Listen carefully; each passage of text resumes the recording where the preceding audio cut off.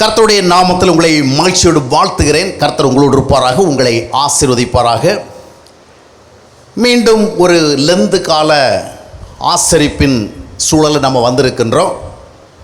Lent கால ஆசரிப்பின் பகுதி துவங்குகிற இந்த சூழலில் ஆண்டவருடைய வார்த்தையில் உங்களோடு பகிர்ந்துள்ள மகிழ்ச்சி அடைகிறேன். லெந்து காலங்களை குறித்து நான் பல இடத்துல கேட்பேன். இந்த மாதிரி ஒரு லெந்து காலம் என்று சொல்லப்படுகின்ற ஒரு 40 நாட்களுக்கு அதிகமான ஒரு காலகட்டத்தை விசேஷமாக ஆசரிக்கிறீங்களே, இதுக்கு என்ன காரணம்? ஏன்னா இந்த விதமாக ஆசரிக்கணும் பைபிளில் நமக்கு இல்லை. ஆனால் நாம் நீண்ட காலமாக பின்பற்றி வருகிறோம். அதனால் இது என்ன, வாட்ஸ் அ பர்பஸ், இதனுடைய நோக்கம் என்ன அப்படி கேட்குறவங்கள அநேகர் சொல்லுகிற முக்கியமான ஒரு பதில் என்னவென்றால், இது போன்ற காலங்களில் நம்ம என்ன செய்யலாம், நம்மை ஆராய்ந்து பார்த்து நம்மை சீர் செய்து கொள்ளலாம், சரி செய்து கொள்ளலாம், செவை செய்து கொள்ளலாம். அதனால் நம்ம ஆண்டவருக்கு முன்பாக ஆசீர்வதிக்கப்படுவதற்கான தகுதியை பெறலாம். நல்ல அருமையான பதில்.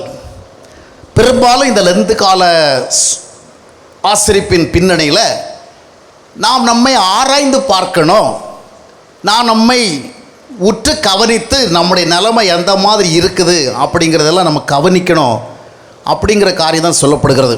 சரி, இப்போ நீங்கள் எல்லோரும் அந்த மாதிரி இந்த இன்னொரு புதிய லெந்து காலத்துக்குள்ளே வந்திருக்கிற வேளையில் அந்த மாதிரிப்பட்ட உணர்வோடு தொடர்ந்து செல்லுங்கள். அப்போது நம்மை நாமே ஆராய்ந்து பார்க்கணும்னா அது தொடர்பான சில காரியங்கள் அந்த நேரங்களில் நாம் கேட்குறதா ரொம்ப நன்மையாக இருக்கும். அப்படித்தானே? நம்மை நாமே ஆராய்ந்து பார்க்கணும். இன்றைய தினத்தில் நான் உங்களோடு பகிர்ந்து கொள்கிற வார்த்தைகளுடைய பின்னணி என்னவென்று சொன்னால், அதாவது நாம் ஆவிக்குரிய வாழ்க்கையில் நம்மை ஆராய்ந்து பார்க்கணும், அதே நேரத்தில் சபை என்ற ஒரு சூழலோடு நம்மை சிந்தித்து பார்க்கணும். ஏன்னா கிறிஸ்தவ வாழ்க்கையில் சபைனா சர்ச்சுன்னு சொன்னோம். அந்த கட்டடத்தை நீங்கள் மனசில் வைக்கக்கூடாது. ஒரு அமைப்பு, அது வேதாகமத்தில் வாசிக்கும் பொழுது கிறிஸ்துவனுடைய சரீரம், there's a body of Christ, கிறிஸ்துவனுடைய சரீரம் சொல்லப்படுகிறது. கிறிஸ்துவனுடைய சரீரத்தோடு இணைக்கப்பட்ட ஒரு நிலைமை. அப்போ ஒரு சபை என்ற நிலைமையில் நம்முடைய சபை வாழ்க்கை, அவர் சர்ச் லைஃப், அது எப்படி இருக்குது, நம்முடைய சபை நிலைமைகள் எப்படி இருக்கிறது, அதையும் நம்ம ஆராய்ந்து பார்க்க வேண்டியது அவசியமாக இருக்கிறது. ஏனென்றால் நம்முடைய ஆவிக்குரிய வாழ்க்கையில் சபை வாழ்க்கை என்பது ரொம்ப ரொம்ப முக்கியமான ஒன்று. சபையினுடைய நிலைமை எப்படி இருக்கிறதோ அதுதான் நம்முடைய நிலைமை. சபை என்று சொன்னோன்னா அது எங்கேயோ இருக்கிற ஒரு அமைப்பு என்று நீங்கள் சிந்திக்கக்கூடாது. அந்த சபைக்குள்ளே தான் நாம் யாராக இருக்கிறோம். 1 Corinthians 12:27 வாசித்து பார்க்கும் பொழுது நாம் எப்படி இருக்கிறோம், தனித்தனியே அவருடைய அவயவமாக இருக்கிறோம். அப்போ சபைன்னு சொன்னோன்னே ஏதோ ஒரு கட்டடம், ஒரு கோபுரம், ஒரு குருசு, ஒரு சிலுவை, அது ஒரு கூட்டம் அப்படின்னு மட்டும் பார்க்கக்கூடாது. அதுக்குள்ளே தான் நம்ம இருக்குது. ஒரு குடும்பம், இட்ஸ் அ ஃபேமிலி. அப்போது இது ஒரு காட்ஸ் ஃபேமிலி அப்படிங்கிற கண்ணோட்டத்தில் பார்க்கணும். அந்த குடும்பம், இப்போ நாம் இருக்கிற குடும்பம் எப்படி இருக்குது, எந்த நிலைமையில் போயிட்டுருக்குது, அதையெல்லாம் நம்ம கவனிப்போம். அப்படி தானே? நம்ம குடும்பம் எப்படி போயிட்டுருக்குது, எந்த மாதிரி நிலைமையில் நம்ம இருக்கிறோம், நம்முடைய பொருளாதார நிலைமை என்ன, உறவு நிலைமை என்ன, ஐக்கிய நிலைமை என்ன, நம்ம என்னென்ன செஞ்சுட்டு இருக்கிறோம், என்னென்ன பண்ணிகிட்ருக்கிறோம், எப்படி பண்ணணும் கொள்ளணும், இந்த மாதிரி நிறைய காரியங்களை நம்ம சிந்திக்கிறோம். அதனால் it is about our family. அதுபோல் சபையும் நம்முடைய ஆவிக்குரிய ஃபேமிலியாக இருக்கிற குடும்பமாக இருக்கிறபடினால அதை குறித்து நம்ம சிந்திக்கணும். இன்றைய காலகட்டங்களில் பார்க்கும் பொழுது இன்றைய சபைகள், திருச்சபைகள் எந்த நிலைமையில் இருக்குன்னு பார்க்கும் பொழுது உண்மையை உள்ளபடியே சொல்லுகிறதுன்னு சொன்னால் ஒரு உண்மை தருகிறது. இது எல்லோரும் ஒத்துக்கொள்ளுகிற ஒரு உண்மையாகத்தான் இருக்கிறது.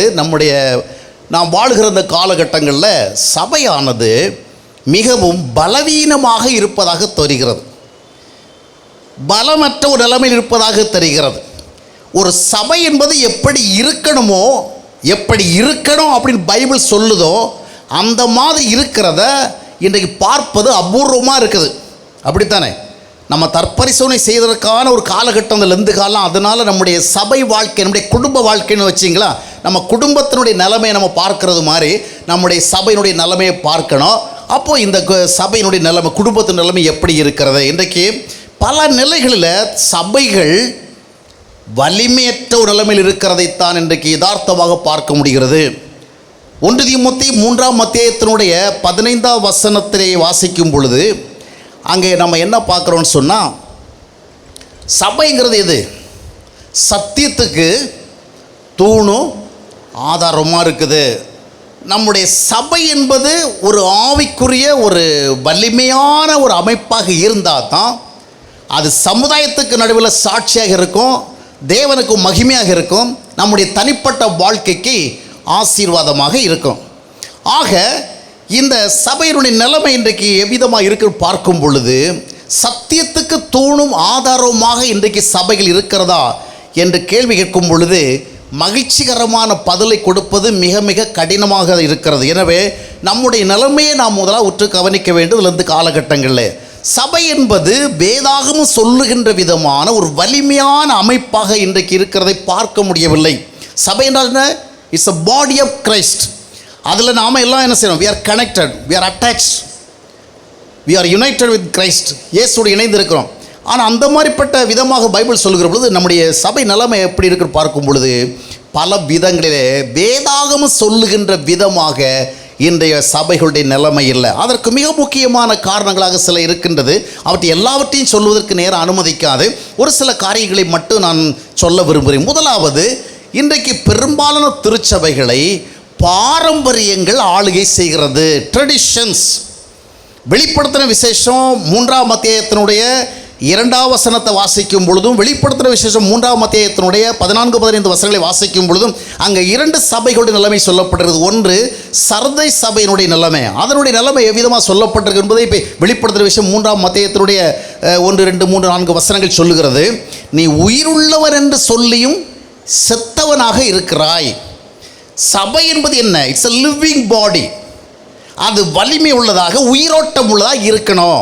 ஆனால் அன்றைக்கே தேவ ஆவியானவர் சபைகளுக்கு சொன்ன ஒரு காரியம் என்னவென்றால், உன்னுடைய நிலைமை எந்த மாதிரி இருக்குன்னு சொன்னால், உயிருள்ளவென்று சொல்லுகிற ஆனால் செத்த நிலைமையில் இருக்கிற அந்த 2ஆம் வசனத்துக்கு வாசி பார்த்தீங்கன்னா எப்படி இருக்கு? யாரோ வாசிங்களே. அப்போ சாகிறதுக்கு எதுவான நிலைமையில் இருக்குது. அதை நீ என்ன பண்ணு?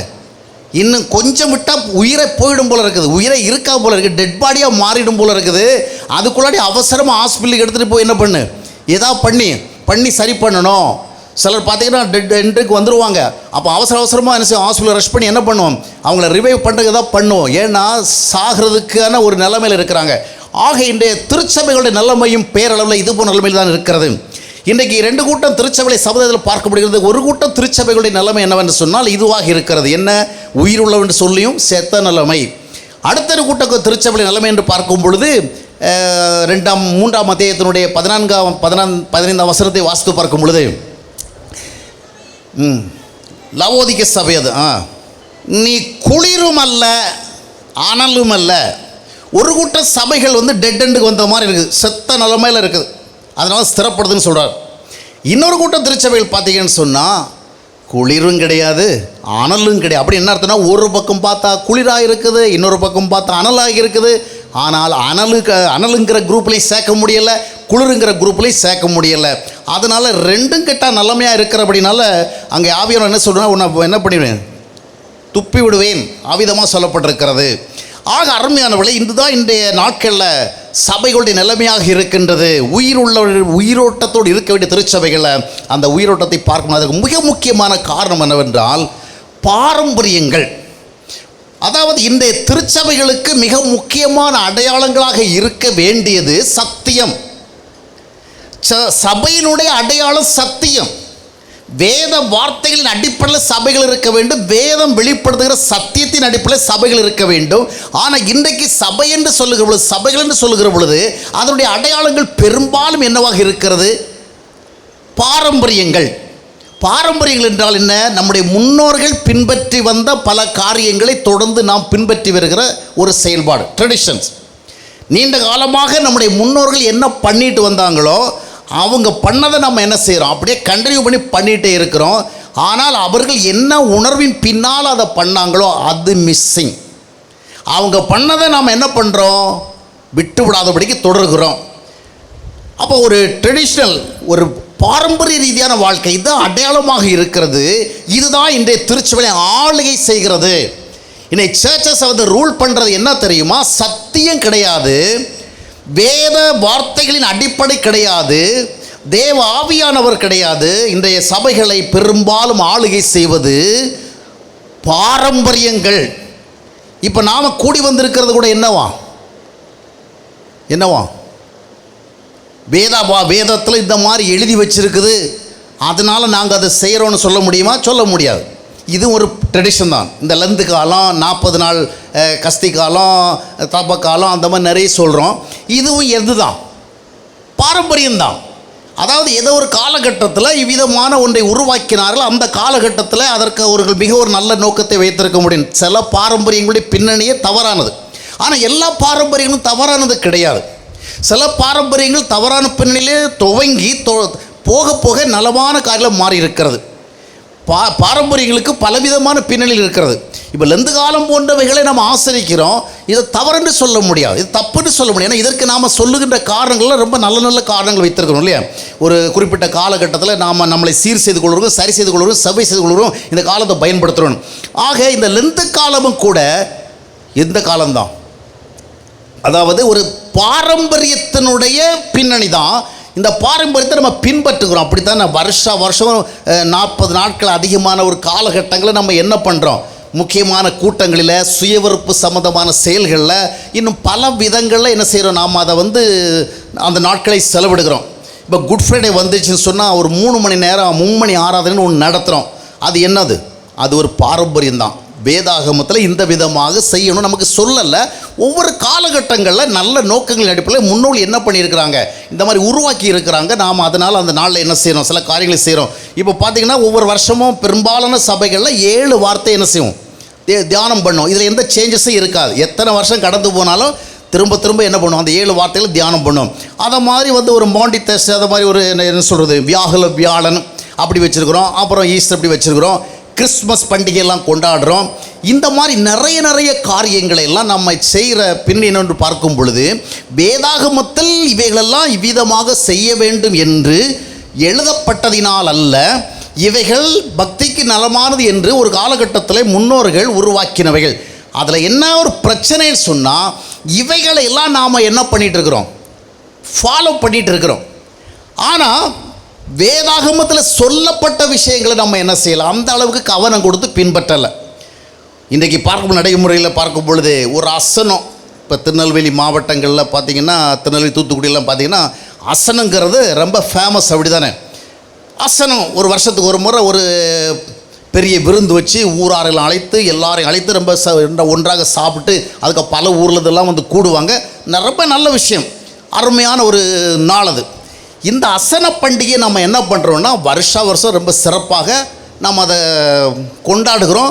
இதில் சபைகளுக்கு இடையில் ஒரு பெரிய போட்டி கூட இருக்குது. அந்த சபையை விட நம்ம சபை ரொம்ப டாப்பாக பண்ணணும், எங்கள் சபை இந்த விஷயத்தில் ரொம்ப பாரம்பரியம், அந்த மாதிரி நிறைய விஷயங்கள் கூட இருக்கட்டும், பரவாயில்ல, இதெல்லாம் தப்பு கிடையாது. இதெல்லாம் ஒரு நல்ல ஒரு விஷயங்கள் தான். ஆனால் ஒன்றை கவனிக்கணும். நான் இங்கே என்ன சொல்ல வரேன்னு சொன்னால், பாரம்பரியங்களே கூடாது, தவறு, வேணாம், அதெல்லாம் வீசி எறிஞ்சிடும், அப்படி நான் எதுவும் சொல்ல வரலை. இப்போ அதனால் நீங்கள் யாரும் பயப்படாதீங்க. ஆனால் நான் சொல்ல வருகிறேன் என்னன்னு சொன்னால், இன்றைய திருச்சபைகள் பலமிழந்திருப்பதனுடைய காரணங்கள் என்ன? உயிரோட்டமற்ற நிலைமையில் இருப்பது காரணம் என்ன? நாம் வழியாக பின்பற்றி வந்த பாரம்பரியங்களை விடாதபடிக்கு பின்பற்றி வருகிறோம். அந்த அடையாளங்கள் தான் நம்முடைய அடையாளங்களாக இருக்கிறது. அவைகள் தான் இன்றைய சபைகளை ஆளுகை செய்கிறது. உதாரணமாக ஒரு அசனம்னு வச்சிங்களா, அந்த அசனத்துக்கு எவ்வளோ பேர் வருவான்னு நினைக்கிறீங்க? எல்லாரும் வருவாங்க, அப்படி தானே? சொந்தக்காரங்க வருவாங்க, தெரிஞ்சவங்க வருவாங்க, நண்பர்கள் வருவாங்க, பக்கத்து ஊருக்காரங்க வருவாங்க, பக்கத்து சபைக்காரங்க வருவாங்க, பல ஊர்லேருந்து வருவாங்க, சென்னையிலேருந்து வருவாங்க, கோயம்புத்தூர்லேருந்து வருவாங்க, சேலத்துலேருந்து வருவாங்க, நாமக்கல்லேருந்து வருவாங்க, திண்டுக்கல்லேருந்து வருவாங்க, மதுரையிலேருந்து வருவாங்க, எல்லா ஊர்லேருந்து வருவாங்க. ஏன் தெரியுமா? அசனம் என்பது ஒரு முக்கியமான ஒரு நிகழ்வு. அதாவது இது ஒரு பாரம்பரியம். இந்த பாரம்பரியத்துக்கு we give more importance. தப்பு கிடையாது, எல்லா ஊர்லேருந்து வாங்க. ஆனால் நான் திருநெல்வேலி மாவட்டத்தில், இன்னும் தூத்துக்குடி மாவட்டத்தில் நிறைய சபைகளுக்கு அசனங்களோடு ஒட்டி நடைபெறுகிற கூட்டங்களில் சென்றிருக்கிறேன். இந்த அசனம் நடக்கிறதுக்கு சில நாட்களுக்கு முன்பாகவோ இல்லை 1-2 நாட்களுக்கு முன்பாகவோ ஒரு 3 நாள் கூட்டங்கள் நடத்தி என்னை போன்றவர்களை கூப்பிடுவாங்க. நானும் போய் பிரசங்கம் பண்ணுவேன். அதில் ஒரு பரிதாபம் என்னன்னு சொன்னால், அதில் ஒரு 50-100 பேர் வர்றது, சில ஒரு 100-200 பேர் வர்றது ரொம்ப கடினமாக இருக்கும். ஆனால் நான் கவனித்து பார்ப்பேன், கூட்டம் நடக்கிறவங்கள அங்கே ஒரு 50 பேர் உட்காந்துருக்குறேன், இங்கே ஒரு 50 பேர் உட்காந்துருக்குறேன். இப்போ கூட பாருங்கள், அந்த பக்கம் திரும்பி பாருங்கள், உங்கள் இந்த பக்கம் திரும்பி பாருங்கள், நிலைமை புரிகிறதா? அப்போ அந்த அசனம் நடக்கிறதுக்கு முன்னாடி நான் அந்த கூட்டத்தில் கூட்டினா அங்கே ஒரு 50 பேர் உட்காந்துருப்போம், இங்கே ஒரு 50 பேர் உட்காந்துருப்பாங்க. ஆனால் பெரிய பந்தல் போட்டு வச்சுருப்பாங்க. அது எதுக்கு? அசனத்துக்கு. அப்படின்னா அசனம் அன்னைக்கு என்ன பண்ணிடுவாங்க, எல்லாரும் வந்துடுவாங்க. இப்போ நீங்களே சொல்லுங்கள், நியாயமாக சொல்லுங்கள், எதற்கு நாம் முக்கியத்துவம் கொடுக்குறோம்? எதற்கு முக்கியத்துவம் கொடுக்குறோம்? பாரம்பரியத்துக்கு முக்கியத்துவம் கொடுக்குறோம். பாரம்பரியங்கள் நமக்கு மிக மிக முக்கியமானதாக இருக்கிறது, தப்பு கிடையாது. நல்லா அசனம் கொண்டாடுவோம், அசன சாப்பாடு ஆசீர்வாதமான சாப்பாடுலாம் சொல்லி நம்ம கொண்டாடும், நல்ல தப்பு, அது தவறு கிடையாது. ஆனால் இந்த வேதாகமத்திலே சொல்லப்பட்ட சத்தியத்திற்கு எவ்வளோ முக்கியத்துவம் கொடுக்குறோம்? வார்த்தைகள் பிரசங்கிக்கப்படுகிறவங்க கேட்குறதுக்கு ஆள் கிடையாது. ஆனால் அசனம் இருக்கிறவங்கள எல்லாருக்கும் ஒரு பக்தி வைராக்கியம் வந்துடுது. ஏய், நம்ம சபாசனண்டா, இன்னைக்கு என்ன வேலை இருந்தாலும் தூக்கி போட்டுட்டு போயிடணும், அவ்வளோதான். அப்படி சொல்லிட்டு நான் அந்த அசனங்களெல்லாம் இப்போ நடக்கப்படுகளும் எல்லாமே லைவில் வந்துடுது. அவங்க முகத்தில் இருக்கிற உற்சாகத்தில் கவனிச்சு போவேன், என்ன பக்தி, என்ன பக்தி. தப்பே கிடையாதுங்க, தவறே கிடையாதுங்க. நான் சொல்ல வந்த காரியம் என்னன்னு சொன்னால், இந்த அசன விஷயத்தில் இவ்வளோ பக்தியாக இருக்கிறோமே, ஆண்டவருடைய சத்தியம் அடிப்படையிலான காரியங்களுக்கு நாம் எவ்வளவு ஆர்வமாக இருக்கிறோம். இன்றைக்கி பார்த்தீங்கன்னா குட் ஃப்ரைடே வரப்போகுதில்ல, நீங்களே பாருங்களேன். இங்கே நிலவரம் எனக்கு தெரியாது, நான் பல ஊர்களுக்கு செல்லுகிற பொழுது குட் ஃப்ரைடே அன்றைக்கி என்ன பண்ணுவாங்கன்னா, நிறைய ஷேமியானெல்லாம் போட்டு வச்சுருப்பாங்க, பந்தல்லாம் போட்டு வச்சுருப்பாங்க. அது என்னங்க வழக்கமான ஒரு நேரங்கள் அப்படி இல்லை, இப்படி திடீர்னு இந்த குட் ஃப்ரைடே அன்றைக்கி மட்டும் அவ்வளோ போட்டு வச்சுருக்குறாங்க. ஏன்? அன்னைக்கு வருஷத்தில் ஒரு நாள் வராத மக்களெல்லாம் அன்றைக்கி வருவாங்க. ரெகுலராக வர்றவங்களுக்கு சிலவில் இடம் கிடைக்காம போயிடும், இவங்க முந்தி வந்துடுவாங்க. அந்த வருஷத்துக்கு ஒரு முறை வராங்கல்ல. ஏன்? மற்ற எத்தனையோ சண்டேஸ் வந்து எவ்வளோ நிகழ்ச்சிகள் வந்து அன்னைக்கெல்லாம் வரல. இந்த குட் ஃப்ரைடே அன்றைக்கி எப்படி வர்றாங்க? பாரம்பரியம் நாம் நீண்ட காலமாக பின்பற்றிக்கிறோம். எதை மிஸ் பண்ணாலும் குட் ஃப்ரைடே என்ன பண்ணக்கூடாது, மிஸ் பண்ணக்கூடாது. எதை நம்ம வந்து தவற விட்டாலும் கிறிஸ்மஸ் பண்டிகை கொண்டாட தவற விடக்கூடாது. அதனால் கிறிஸ்மஸ் பண்டிகை காலத்தில் பார்த்திங்கன்னா நிறைய க்ரௌடு, நமக்கு உட்காரதுக்கு இடம் கிடைக்காது. குட் ஃப்ரைடே அன்றைக்கி பார்த்திங்கன்னா நிறைய பேர் துக்க முகமோடு இருப்பாங்க. என்ன துக்கம்னா, ஏசுநாதர் சிலுவையில் அரைச்ச துக்கம் ஒரு பக்கம் இருக்குது. இன்னொரு துக்கம் என்ன தெரியுமா, நாம் ஒவ்வொரு வாரமும் வந்து எந்த சீட்டில் உட்காருவோமோ அந்த சீட்டு பறி போகுது. ஏன் தெரியுமா? அந்த வருஷத்துக்கு ஒரு நாள் வர்றாங்கள்ல, அவங்க வந்து கேப்சர் பண்ணிடுறாங்க. ரெகுலராக வரவங்க அன்றைக்கி எங்கே உட்கார வேண்டியது இருக்குது? ஷேமியானா போட்டதில் அந்த சூடில் உட்கார வேண்டியது இருக்குது. இவங்க வந்து என்ன பண்ணிடுறாங்க, அந்த வருஷத்துக்கு ஒரு முறை பக்தி காட்டலும் முழு வீச்சோடு காட்டுறது. 3 மணி நேரம் என்ன பண்ணுறாங்க, அப்படியே உட்காந்து துக்கத்தோடு பாட்டு பாடி கடைசியில் மோர் ரசனா குடிச்சிக்கிட்டு சந்தோஷத்தோடு திருப்தியோடு போயிட்டுருக்குறாங்க.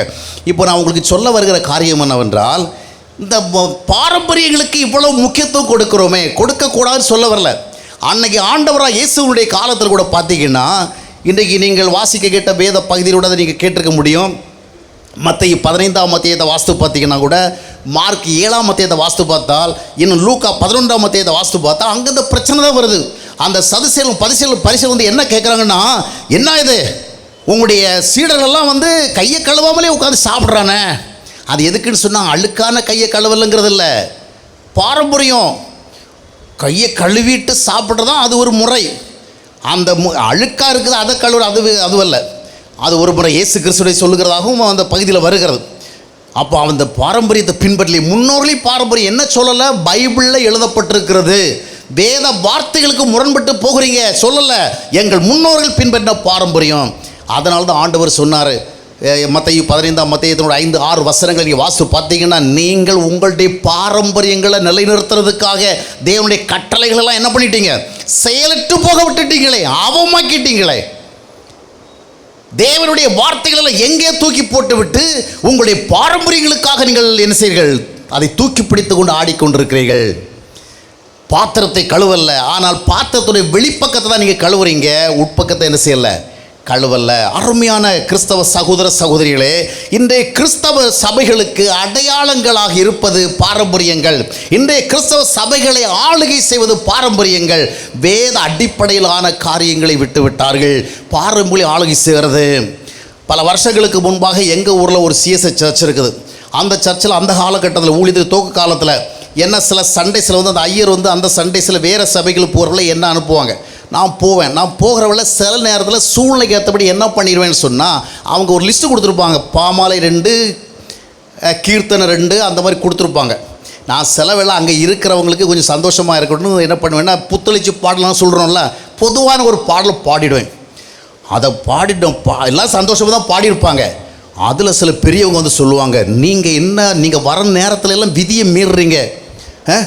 நிறைய சர்ச் மெம்பர்ஸ் எல்லாம் வந்து எங்கள்கிட்ட கம்ப்ளைண்ட் பண்ணிட்டு போயிட்டுருக்குறாங்க, என்னையா தப்பு பண்ண, ஏதாவது தப்புன்னா சொல்லுங்கய்யா, நான் மனம் திரும்பிடுறேன். என்ன தப்புன்னு சொன்னால், பாமாலையில் ஒரு பாடலை விட்டு விட்டு என்ன பண்ணியிருக்கிறீங்க, இந்த பாட்டை பாடிட்டீங்க, அதுவும் கிறிஸ்தவ பாட்டு தான். அப்போ என்ன அப்படி ஒரு விதியே இருக்கிறதா, பாமாலைத்தான் பாட வேண்டும் என்று? பாடுற தப்பு கிடையாது. இன்றைக்கு இருக்கிற பல பாடல்களை விட பாமாலை கீர்த்தனை இருக்கிற பாடல் ரொம்ப சூப்பர். ஒரு காலகட்டத்தில் பாடப்பட்ட பாடல். அப்புறம் நாம் என்ன பண்ணுறோம், அதை பாடிபடியே கெடுத்துட்டோம். அந்த கிறிஸ்தவ பாமாலைகளையும் கீர்த்தனைகளையும் அதனுடைய மகிமை கெடுத்தவங்க யார் தெரியுமா? கிறிஸ்தவங்க தான். பாடியே கெடுத்துட்டாங்க. ஏன்னா அதை பாரம்பரியமாக பாடிட்டோம். இப்போ நமக்கு ஒரு சர்ச்சில் ஒரு நாள் அது ஒரு பாடல் குறைவாக இருந்ததுன்னா உடனே அதில் கம்ப்ளைண்ட் வரும். ஏன் தெரியுமா? வேத அடிப்படையிலான ஒரு காரியம் குறைஞ்சா கேட்க மாட்டோம், சத்தியம் அடிப்படையில் ஒரு காரியம் குறைந்தால் கேட்க மாட்டோம். ஆனால் உடனே கேட்போம், எது மாதிரி நாங்கள் வழியாக பின்பற்றி கொண்டிருக்கிறோம். ஏன் இந்த மாதிரி தான் பண்ணணும்னு சொல்லியிருக்கா? இல்லை, பண்ணுற தப்பு கிடையாது.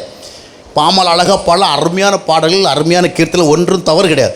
ஆனால் அதில் கொஞ்சம் சேஞ்ச் பண்ணுறதுக்கு நம்ம மனம் என்ன செய்யலை, இடம் கொடுக்கல. அதுக்கு பிறகு ஒரு நூற்றாண்டு ஓடிவிட்டது. இந்த நூற்றாண்டில் எத்தனையோ கிறிஸ்தவ பாடல் உருவாகி இருக்கிறது.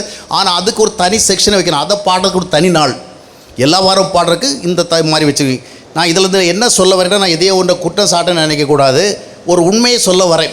பாரம்பரியங்கள் விஷயத்தில் நாம் என்ன பண்ணுறோம், ரொம்ப ரொம்ப தீவிரமாக இருக்கிறோம்.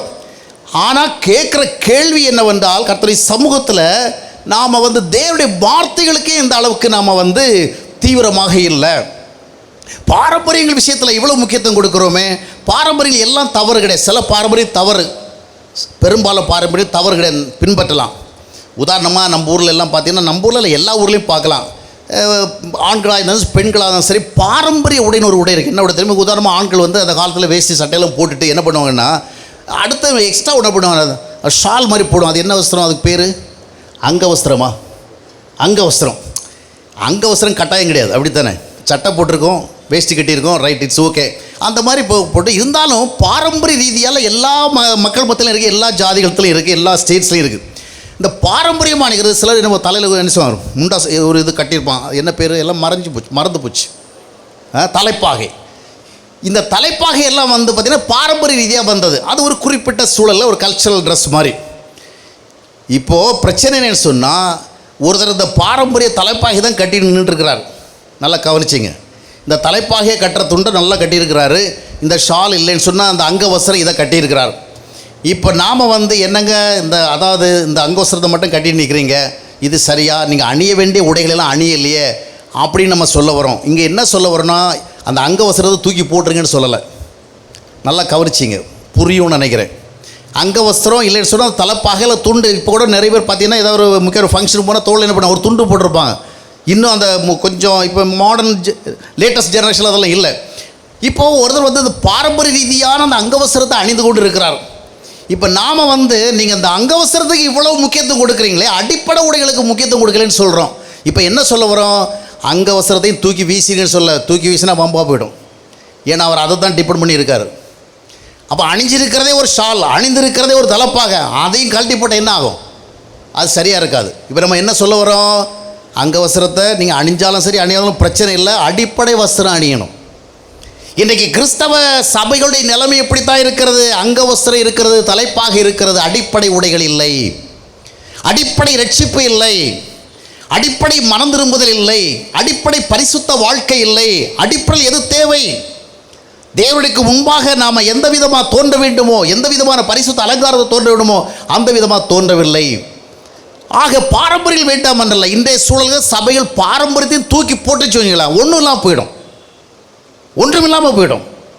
அதனால் பாரம்பரியங்களுக்கு எதிராக நாம் பேசலை, ஆனால் பாரம்பரியங்களுக்கு முதல் இடத்தை கொடுத்துவிட்டு அடிப்படையான ஆவிக்குரிய தேவைகளுக்கு நாம் முக்கியமான இடத்தை கொடுக்கலையே. அந்த நிலைமைகளை இந்த லெந்து காலங்களில் நம்ம என்ன செய்யணும், நம்மளை எக்ஸாமின் பண்ணி பார்க்கணும். நம்முடைய நிலைமை எப்படி இருக்கிறது? திருச்சபையில் ஒரு குட் ஃப்ரைடே கொடுக்குற முக்கியத்துவம், இல்லை ஒரு அசனத்துக்கு கொடுக்குற முக்கியத்துவம், இல்லை கிறிஸ்மஸ் பண்டிகைக்கு கொடுக்குற முக்கியத்துவம், இல்லை ஆர்வஸ்ட் ஃபெஸ்டிவலுக்கு கொடுக்குற முக்கியத்துவம், இல்லைன்னு சொன்னால் நாம் ஒரு கலந்த ஊர்வலம் நடத்தும், அது என்னது, குருத்தோலை பண்டிகை, ஆமாம், இதுக்கு கொடுக்குற முக்கியத்துவம், இதெல்லாம் ஒன்றும் தப்பு கிடையாது. நீங்கள் கண்டினியூ பண்ணுங்கள், அது நல்லா தான் இருக்குது. குருத்தோலை பண்டிகைலாம் கொண்டாடுறது, அந்த குருத்தோலை பண்டிகை கொண்டாடி நிறைய பேர் என்ன பண்ணுறாங்கன்னா, அந்த குருசை பத்திரமா வீட்டில் கொண்டு வைக்கிறாங்க. நீங்களும் அப்படி பண்ண மாட்டீங்கன்னு நினைக்கிறேன். எங்கள் ஊரில் பண்ணுறாங்க ஒரு சிலர். அதில் என்னமோ ஒரு பரிசுத்தம் இருக்குதான், பாரம்பரியம். அது சாதாரணமான ஒரு இலையில் செஞ்ச குருசு, அதை வச்சு என்ன, நம்மளை சிலுவை சுமக்க ஆண்டவர் கூப்பிட்டார்ல, அதை நம்ம நிறைவேற்றுறோம். என்ன, குருத்தோலை பண்டிகையில் கொடுத்த குருசை என்ன பண்ணுறோம், பைபிளுக்குள்ளே வச்சுட்டு பத்திரமா வீட்டில் கொண்டு வைக்கிறோம். அதில் கூட ஒரு சென்டிமெண்ட், இந்த மாதிரி எதாவது பாரம்பரிய ரீதியாக கிடைக்கிறதோ அதையெல்லாம் பிடிச்சி வச்சிருக்கிறோம். ஆனால் உண்மையான அனுபவங்கள் இல்லை. ஆக இன்றைக்கி லெந்து காலத்தில் கூட பார்த்தீங்கன்னா 40 நாள் கொஞ்சம் பேர் கரிசி மீன் சாப்பிட மாட்டாங்க, நிறைய பேர் சவரம் பண்ண மாட்டாங்க, சிலர் நல்ல ட்ரெஸ் போட மாட்டாங்க. நமக்கு ஏற்பட்ட ஒரு பெரிய ஒரு கஷ்டம்னு சொன்னால் அந்த 40 நாள் காலத்தில் நமக்கு நல்ல கல்யாணம் வீட்டு சாப்பாடு கிடையாது. பிற மதக்காரங்க எதாவது சாப்பாடு போட்டால் தான் உண்டு. நமக்கு இதெல்லாம் கஸ்தி காலம்ல, ரொம்ப கஸ்தியில் உட்காந்துருக்கிறதுனால நமக்கு என்ன கிடையாது, பிறந்தநாள் கல்யாணம் ஒன்றுமே கிடையாது, எல்லாமே போஸ்ட்போன் பண்ண வேண்டியதாங்க. அதனால் இப்போ கல்யாணங்களும் பண்ணுறது கிடையாது, எல்லாம் அந்த 40 நாளைக்கு பிறகு தான் பார்க்க வேண்டியதாக இருக்குது. சரி இருக்கட்டும், பரவாயில்ல, அதுக்கும் ஒரு ரெஸ்ட் வேணும் தானே. சொல்ல வருகிற காரியம் என்றால் நிறைய காரியங்கள் செய்கிறோம், சுய உறுப்பு காரியங்கள் செய்கிறோம், இன்னும் குட் ஃப்ரைடே அது நிறைய பண்ணுறோம். எல்லாம் ஒரு குறிப்பிட்ட காலத்துக்கு பண்ணி முடிச்சுட்டு அதற்கு பிறகு வழக்கம் போல் வாழ்கிற வாழ்க்கை முறை ஒரு பக்கம் இருக்கிறது. எனவே அருமையானவர்களே, இந்த காலகட்டத்தில் நம்ம மிக முக்கியமாக சிந்திக்க வேண்டிய காரியம் என்னவென்றால், நாம் பாரம்பரியங்களை முதலிடத்தில் வைத்துவிட்டு, பாரம்பரியங்களையே நம்முடைய சபைகளுக்கு அடையாளங்களாக வைத்துவிட்டு, பாரம்பரியங்களையே நம்முடைய சபையை ஆளுகை செய்ய விட்டுவிட்டு, அடிப்படை சத்தியத்தின் ஆளுகையில் நாம் இல்லையே. யோவான் 8:30 என்ன சொல்கிறது? சத்தியத்தை அறிவீர்கள், you will know the truth, then the truth will set you free. சத்தியத்தை அறிவில் சத்தியம் விடுதலை ஆக்கும். எனவே பாரம்பரியங்கள் நல்ல ஆவிக்குரியதாக இருக்கிறதா, பக்திக்குரியதாக இருக்கிறதா, அதை ஃபாலோ பண்ணுவோம். ஆனால் வெறும் அங்க வஸ்திரத்தோடு உலாவிக் கொண்டிருப்பதல்ல, அடிப்படை வஸ்திரங்கள் வேணும். இல்லை என்றால் நாம் நிர்வாணமாகத்தான் காணப்படுவோம். எனவே பாரம்பரியங்களை ஆளுகை விட்டுவிட்டு சத்தியத்திற்குடைய ஆளுகையை நாம் மறுதளித்து விட்டோமா என்பதை சிந்தித்து பார்க்க வேண்டும். அடுத்த கட்டத்தில் பார்க்கும் பொழுது சர்ச்சுங்கிறது நம்ம ஸ்பிரிச்சுவல் ஃபேமிலி. ஒரு கிறிஸ்தவ சபை என்பது எப்படிப்பட்ட ஒரு இடம்னா, அனுபவங்களை பிரதிபலிக்கிற இடம். அனுபவம்னா எக்ஸ்பீரியன்சஸ். இயேசுநாதரை நான் என்னுடைய வாழ்க்கையில் பெற்றுக்கொண்ட அதனுடைய விளைவை பிரதிபலிக்கிறேன். நான் ரட்சிக்கப்பட்டிருக்கிறேன், அதனுடைய விளைவுகளை பிரதிபலிக்கிறேன். நான் பரிசுத்தாவியை பெற்றிருக்கிறேன், அதனுடைய விளைவுகளை பிரதிபலிக்கிறேன்னு சொல்லி சர்ச்சஸில் நாம் ஆவிக்குரிய அனுபவங்களை பிரதிபலிக்கணும். அதுதான் சபையினுடைய அடையாளமாக இருக்கணும். மற்ற ஜாதிகளுக்கும் மற்ற ஜனங்களுக்கு இடையில் இருக்கிற வித்தியாசம் என்னவென்றால், நாம் என்ன பண்ணுறோன்னா, பாவத்தை மேற்கொள்ளுகிறோம், பரிசுத்தமாக வாழ்கிறோம், உலகத்தை எதிர்க்கிறோம், ஒரு தனித்துவம் மிகுந்த ஒரு வேறுபாடும் வேற்றுமை இருந்த வாழ்க்கை வாழ்கிறோம். இந்த மாதிரி அனுபவங்களை சபையில் நம்ம வெளிப்படுத்தணும். ஆனால் இன்றைய சபைகளை பெரும்பாலும் ஆளுகை செய்து கொண்டிருக்கிற காரியங்கள் என்னவென்றால், அனுபவங்கள் அல்ல, சடங்காச்சாரங்கள், ரிச்சுவலிசம். ரிச்சுவல்ஸ்னால் என்ன தெரியுமா? சில சடங்குகள். எல்லா சடங்குகளும் தப்பு கிடையாது. இப்போ வேதாகமத்திலே 1-2 சடங்கு ரொம்ப முக்கியமானது. அதாவது சாக்ரமெண்ட்ஸ் நம்ம சொல்லுவோம். ஒன்று பேப்டிசம், இன்னொன்று கம்யூனியன், திருவிருந்து, லார்ட்ஸ் டேபிள் அப்படி சொல்லுவோம். இது நமக்கு ரொம்ப முக்கியமான சடங்குகள். சடங்குகள் வேணும், நல்லது தான். ஆனால் சடங்குகளுக்கு என்ன அர்த்தம்? சடங்குகளுக்கு பின்னால் there must be some right experience. இப்போ ஒரு தடவை நம்ம வீட்டில் வாங்க வாங்க வாங்க அப்படிங்கிறது சடங்கு. ஆனால் வாங்க வாங்கன்னு அழைச்சிட்டு அதுக்கு பிறகு ஒரு குடிக்கிறது ஒரு டம்ளர் தண்ணி கூட கொடுக்காதபடிக்கு நீங்கள் அப்படியே அனுப்பிட்டீங்கன்னு சொன்னால் அங்கே என்ன இல்லை? அனுபவம் இல்லை. அப்படி தானே? ஒருத்தருக்கு கல்யாண பத்திரிகை வைக்கிறோம் சடங்குக்கு, ஆனால் அவர் வரணும்னு நம்ம எதிர்பார்க்கவே இல்லை. ஏன்னா ஒரு முறைமைக்கு வச்சுட்டோம், சடங்கு வச்சுட்டோம். ஏன்னா அவர் வரது நமக்கு விருப்பமே கிடையாது. அப்போ நம்ம இன்னொரு கை குலுக்கிறோம். கை குலுக்கிறது ஒரு சடங்கு, அது அவசியம். ஆனால் கை குலுக்கி விட்டு அவருடைய வாழ்க்கையே நம்ம குலுக்கி விட்டுறணும். ஒரு பக்கம் கையை குலுக்கிட்டு என்ன பண்ணிடுறோம்? இப்போ நிறைய கிறிஸ்தவ மக்கள் மத்தியில் பார்த்தீங்கன்னா, price the Lord brother, price the Lord sister, சோத்திரம் சோத்திரம். கிறிஸ்தவ மத்தியில் ஒரு பாஷையில் சோத்திரம். என்கிட்ட ஒருத்தர் ஃபோன் பண்ணி கேட்குறாரு, ஒருத்தர் அது என்னங்க ஒருத்தர் பார்த்து சோத்திரம் சொல்லிங்க, ஆண்டவருக்கு தானே சோத்திரம் சொல்லணும். இல்லைங்க, அது ஒரு பழக்கம் அப்படி ஆகிப்போச்சுது. முதல்ல ஆண்டவருக்கு சோத்திரம்னு சொல்லி தான் ஆரம்பித்தாங்க. எல்லாமே கூட கட் அண்ட் ஷார்ட் பண்ணுறது வழக்கம் தானே. அதனால் முதல்ல ஒரு சந்திக்கிறவங்கள கர்த்தருக்கு சோத்திரம்னாங்க, ஆண்டவருக்கு சோத்திரம்னாங்க. காலப்போக்கில் இந்த வார்த்தைகள் ரொம்ப லெங்க்தியாக இருக்கிறத என்ன பண்ணிட்டாங்க, குறைச்சி இப்போ என்ன சோத்திரம் பிரதர் சோத்திரம், சிஸ்டர் சோத்திரம். இப்போ இவங்களுக்கு அவர் ஃபோன் பண்ணி என்கிட்ட கேட்குறாரு, எனக்கு என்ன வழக்கம் கொடுக்குறேன்னு எனக்கு குழப்பம். விவரத்தை சொன்னால் அவருக்கு புரிய மாட்டேங்குது. கடவுளை தானே கும்பிடணும், நீங்கள் ஒரு தடவை சோத்திரம் சொல்கிறேன். சில வீடுகளுக்கு போகிறோன்னா நானே சில வீடுகளுக்கு போகிறேன்னா பிள்ளைகளுக்கு கூட சோத்திரம் சொல்லு அப்படின்னு சொல்லிட்டு, கடவுளுக்கு கொடுக்க வேண்டிய சோத்திரத்தை நான் எப்படி வாங்கினேன், எனக்கு வர பிரச்சனை. பாரம்பரியம் ஒரு சடங்கு. அப்போ சடங்கு ரைட்டு, கை குலுக்குவோம், பிரைஸ் தி லார்ட் சொல்லுவோம், கட்டி தழுவோம், எல்லாம் பண்ணுவோம். ஆனால் அதுக்கு பின்னால் என்ன இருக்கணும்? ஒரு விருப்பம் இருக்கணும், ஒரு அன்பு இருக்கணும். அதுதான் எக்ஸ்பீரியன்ஸ். இன்றைக்கு திருச்சபைகளில் அனுபவங்களை காணோம். அதுதான் திருச்சபை பலவீனப்பட்டு விட்டது. வெறும் மத வழிபாட்டு ஸ்தலங்களாக சபைகள் மாறிவிட்டன. வெறும் ஆராதனை ஸ்தலங்களாக சபைகள் மாறிவிட்டன. வெறும் தொழுகை ஸ்தலங்களாக மாறிவிட்டன. வெறும் மத அடையாளங்களை காட்டுகிற ஸ்தலங்களாக இந்த நாட்களில் சபைகள் மாறிவிட்டன. காரணம் என்னவென்றால், ஆவிக்குரிய ஸ்பிரிச்சுவல் எக்ஸ்பீரியன்ஸஸை நம்ம எக்ஸ்போஸ் பண்ணுறதுக்கு பதிலாக வெறும் சடங்குகளோடு நின்று விட்டோம். முக்கியமாக நம்ம திருச்சபையில் பின்பற்றுகிற சடங்கு முறைகளை பார்த்தீங்கன்னா, இப்போ நம்ம குழந்தை பிறந்தவொடனே என்ன பண்ணிடுறோம்? பேப்டிஸை கொடுக்குறோம். நான் இப்போ குழந்தை ஞானஸ்நானம் கொடுக்கணும் அந்த டாப்பிக்கே போகல, அது என்னுடைய மேட்ரு கிடையாதுங்க. இங்கே நான் சொல்ல வருகிற பாயிண்ட்டே வேறு. சரி, குழந்தைகள் பிறந்தவொடனே நம்ம என்ன பண்ணுறோம்? என்ன பண்ணுவீங்க நீங்களா? ஞானஸ்நானம் கொடுப்பீங்க இல்லையா?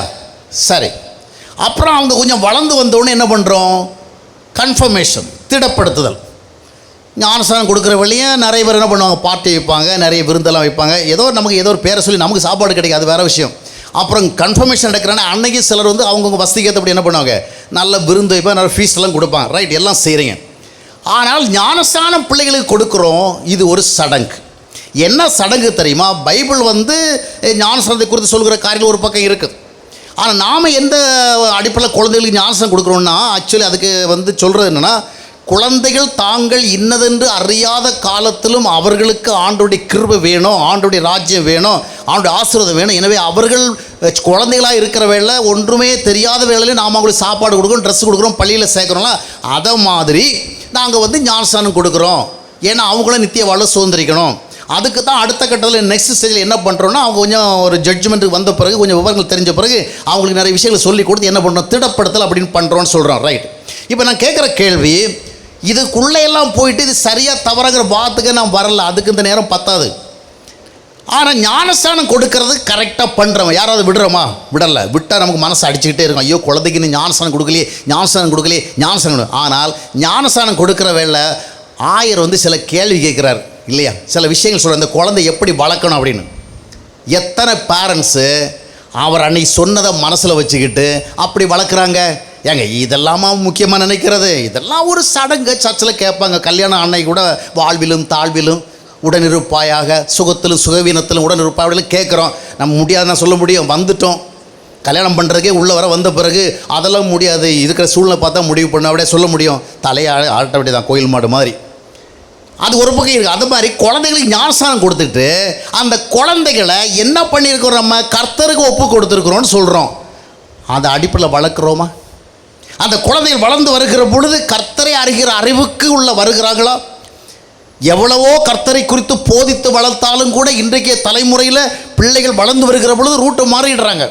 அப்படிப்பட்ட ஒரு காலகட்டத்தில் இருக்கும் பொழுது நாம் ஞானஸ்நானம் கொடுத்தோமே, அந்த பிள்ளைகளை அந்த அடிப்படையில் வளர்த்தோமா? ஏன்னா நிறைய பேரண்ட்ஸுக்கு அவங்களுக்கே அடிப்படை அனுபவம் கிடையாது. அவங்களுக்கு அவங்க அம்மா அப்பா கொடுத்த ஞானஸ்நானம் இன்னும் வேலை செய்யலை, அந்த அனுபவத்தில் அவங்க இல்லவே இல்லை. அப்புறம் இவங்களுக்கு பிறந்த குழந்தை இவங்க ஞானஸ்நானம் கொடுக்குறாங்க. என்ன அனுபவம் வரப்போகுது? இவங்களுக்கு ரட்சிப்பு கிடையாது, இந்த சந்ததிக்கும் ரட்சிப்பு கிடையாது, எல்லாம் சடங்காச்சாரம். அப்புறம் பார்த்திங்கன்னா கன்ஃபர்மேஷன் கொடுக்குறோம். இன்றைக்கி ஒரு உண்மையை நான் உங்களுக்கு கேட்குறேன். கன்ஃபர்மேஷன் கொடுக்குறோம்ல, என்ன சந்தோஷமாக கொடுக்குறோம், பிள்ளைகளுக்கு நிறைய விஷயங்கள் சொல்லி நல்ல ட்ரெஸ் எல்லாம் வாங்கி கொடுத்து நிறைய ஃபங்க்ஷன்லாம் பண்ணி இன்றைக்கி திடப்படுத்தல் பெற்றுக்கொள்ளுகிற எத்தனை பிள்ளைகள் உண்மையிலே திடப்படுகிறார்கள்? எத்தனை பிள்ளைகள் கர்த்தருக்குள்ளே திடப்படுகிறார்கள்? எத்தனை பிள்ளைகள் கர்த்தரை அறிந்தவர்களாக இருக்கிறார்கள்? இல்லை, எல்லாமே ஒரு சடங்குகளாக மாறிவிட்டது. அப்படிலாம் டீப்பாக சிந்திக்கக்கூடாது. இது நம்முடைய சபை கடமை. இந்த சடங்குகளெல்லாம் நம்ம என்ன செய்கிறோம்? தீவிரமாக பின்பற்றுகிறோம். ஆனால் அதுக்கு பின்னால் இருக்க வேண்டிய சத்தியம், பிள்ளைகளை ஒப்பு கொடுக்கிறவங்க முதலாவது ஆண்டவருடைய சமூகத்தில் தங்களை ஒப்பு கொடுத்தவளாக இருக்கணும், தாங்கள் ரட்சிக்கப்பட்டவளாக இருக்கணும். தாங்களே ரட்சிக்கப்படாமல் சர்ச்சில் பிள்ளைகளை எடுத்துகிட்டு அவங்களுக்கு ஞானஸ்நானம் கொடுக்கும்படி ஆயர்கிட்ட கேட்குறது அது ஒரு விசுவாச துரோகம். ஏன்னா உனக்கே அனுபவம் கிடையாது, அப்புறம் உன் பிள்ளைகளுக்கு என்ன அனுபவம் வரும்? அப்போ இன்றைய திருச்சபைகள் ஏன் வீக்காக போச்சுது? ஏன் திருச்சபைகள் பிரகாசிக்கிற மலை மேல் இருக்கிற பட்டணம் போல் இருக்க வேண்டிய திருச்சபைகள், உயிரோட்டத்தோடு விளங்க வேண்டிய திருச்சபைகள் ஒரு பேருக்கு ஒரு வழிபாடுகளை மட்டும் நடத்துகிற ஒரு ஸ்தாபனங்களாக மாறிவிட்டதே காரணம் என்ன? நிறைய காரியங்களை தப்பாக பண்ணிகிட்டு இருக்கிறோம். அதை இந்த லெந்து காலத்திலேயாவது நம்ம என்ன செய்யணும்? ரெக்டிஃபை பண்ணணும், சரி பண்ணணும். இல்லைன்னா ஆண்டவர் நமக்கு கணக்கு கேட்பார். ஆக குழந்தைகளுக்கு ஞானஸ்நானம் கொடுக்குறோம், அந்த ஞானஸ்நானத்துக்கு பின்னால் இருக்கிற உண்மையே தெரியல. ஞானஸ்நானம் என்ன? பாவத்துக்கு செத்து நீதிக்கு பிழைத்திருக்கிறது. அப்போ அம்மா அப்பா முதல்ல பாவத்துக்கு செத்தவங்களாக இருக்கணும், நீதிக்கு பிழைச்சிருக்கணும் இருக்கணும். அந்த தரிசனத்தோடு அந்த பிள்ளைகளுக்கு என்ன செய்யணும்? கர்த்தரை குறித்து சொல்லணும், வளர்க்கணும். ஏன்னா பிள்ளைகள் கர்த்தரால் வருகிற சுதந்திரம். இன்றைய தலைமுறையில் எவ்வளவோ சின்ன வயசுலேருந்து சொல்லிக் கொடுத்து ஜெபிக்க வச்சு பைபிள் படிக்க வச்சு காரியங்களை சொல்லிக் கொடுத்து வளர்ந்து வருகிற பொழுது கூட பிள்ளைகள் பள்ளிக்கூட கல்லூரிக்கு போகணுன்னு ரூட்டு மாறிடுறாங்க, அறிந்ததெல்லாம் விட்டுறாங்க. அப்படிப்பட்ட ஒரு அழுத்தம் நிறைந்த சொசைட்டியில் நம்ம வாழுகிற பொழுது நாம் செய்ய வேண்டிய கடமை கூட செய்யாமல் போனால், ஆனால் ஏன் நாம் அதை தொடர்ந்து பின்பற்றி கொண்டிருக்கிறோம்? அதுபோல் நம்முடைய திருச்சபையெல்லாம் திருவிருந்து நடக்கிற வேளை எல்லாமே ரெடி ஆகிடுச்சு. ஆயர் கூப்பிட்றார், உங்களுக்காக பந்தி ஆயத்தமாக இருக்கிறது, வந்து நீங்கள் ஆசீர்வதிக்கப்படும்படி அதை பெற்றுக்கொள்ளுங்கன்னு. நம்ம உடனே என்ன செய்கிறோம்? மணி அடித்த உடனே வரது மாதிரி ஓடி போய் என்ன பண்ணுறோம்? லைனில் நிற்கிறோம். தப்பு கிடையாது, திருவிருந்தில் பங்கு கொள்ளுங்கள். ஆனால் அந்த திருவிருந்து யாருங்க பங்கு பெறணும்? திருவிருந்து ஆயத்தமானவொன்னே யாரு மேலே பார்ட்டிசிபேட் பண்ணணும்? ஆண்டவராக இயேசு கிறிஸ்து எதற்காக திருவிருந்தை பற்றி சொன்னார்? ஏதோ இது ஒரு மத சடங்கு இல்லை, புதிய உடன்படிக்கைக்காக சிந்தப்பட்ட என்னுடைய இரத்தம். அந்த புதிய உடன்படிக்கைக்குள்ளே வந்தவங்க தான் திருவிருந்தில் பங்கு பெறணும். நம்முடைய வாழ்க்கையின் பின்னணியை நம்ம பார்க்கறதில்ல, நம்முடைய சுபாவங்களின் பின்னணி நம்ம பார்க்கறதில்ல, நம்முடைய பழக்க வழக்கங்களின் பின்னணி நம்ம பார்க்கறதில்ல, நம்முடைய வியாபாரம் செய்கிற முறையை பார்க்கறதில்ல, குடும்பம் நடத்துகிற முறையை பார்க்கறதில்ல, சமுதாயத்தில் வாழ்ந்து காட்டுற முறையை பார்க்கறதில்ல. திருச்சபையில் கம்யூனின்னு சொன்னால் தவறாமல் வர்றோம். நிறைய பேர் பார்த்தீங்கன்னா கம்யூனிக்காக அன்னைக்கு வருவாங்க, அடுத்த நாள் வரமாட்டாங்க. ஆக வாழ்நாள் முழுவதும் பேரலாட்டு ரசம் குடிச்சிருக்கிறாங்க, மூட்டை என்ன செய்யிருக்கிறாங்க? அப்பம் சாப்பிட்டுருக்கிறாங்க. ஆனால் ஆண்டவரை அறியவில்லை, கர்த்தரை அறியவில்லை, கர்த்தருக்குள்ளார வாழ்க்கை இல்லை. அப்போது திருவிருந்தன்னு சொல்லுகிற பொழுது யார் போகிறது? அந்நியரும் பரதேசிகளும் கிடையாது, ஆண்டவரை ஏற்றுக்கொண்டு சொந்த வீட்டாரானவர்கள். அதைத்தான் எபேசியர் 2:19 சொல்லுகிறது. நீங்கள் இனி அந்நியரும் பரதேசிகளாக இருக்கக்கூடாது. இன்றைக்கி நிறைய பேர் அந்நியரும் பரதேசிகளாக இருந்து கொண்டு திருவிருந்து வச்சோன்னு என்ன பண்ணுறோம்? அதை சாப்பிட்றோம். ஏன்? அதில் என்னமோ இருக்குன்னு நினைக்கிறோம். இருக்குதோ இல்லையோப்பா, திருவிருந்தில் பங்கு போடலைன்னா எனக்கு ஏதாவது குறைவு வந்துடும், பிரச்சனை வந்துடும். நிறைய பேருக்கு பார்த்தீங்கன்னா பொய் சொன்னால் மனம் வருந்தாது, சண்டை போட்டால் மனம் வருந்தாது, மனைவியை அடித்தா மனம் வருந்தாது, அடுத்த பொருளை அபகரித்தா மனம் வருந்தாது. ஒரு மாதத்தில் ஒரு வாரமாவது கம்யூனில் கலந்துக்கலைன்னா மனம் வருந்தோம், அடிச்சுட்டே இருக்கும். இன்னைக்கு கம்யூனிக்கு போகல பொய் சொல்லுவார், அடிதடி சண்டை போடுவார், ஏமாற்றுவார், கெட்ட காரியெல்லாம் பண்ணுவார். அதெல்லாம் இவருக்கு உறுத்தலே வராது. கம்யூனியில் கலந்துக்கலைன்னா மட்டும்தான் உறுத்தம். அதனால தான் என்ன, கம்யூனியன் நம்ம முதல் இடத்துல வச்சுட்டோம். சடங்குகளுக்கு we give more importance, ritualism. சடங்கு பல மதங்களில் பார்த்தீங்கன்னா சடங்குகளுக்கு தான் முதலிடம். ஆனால் கிறிஸ்தவத்தில் அதுக்கு இடம் கிடையாது. அனுபவங்கள்.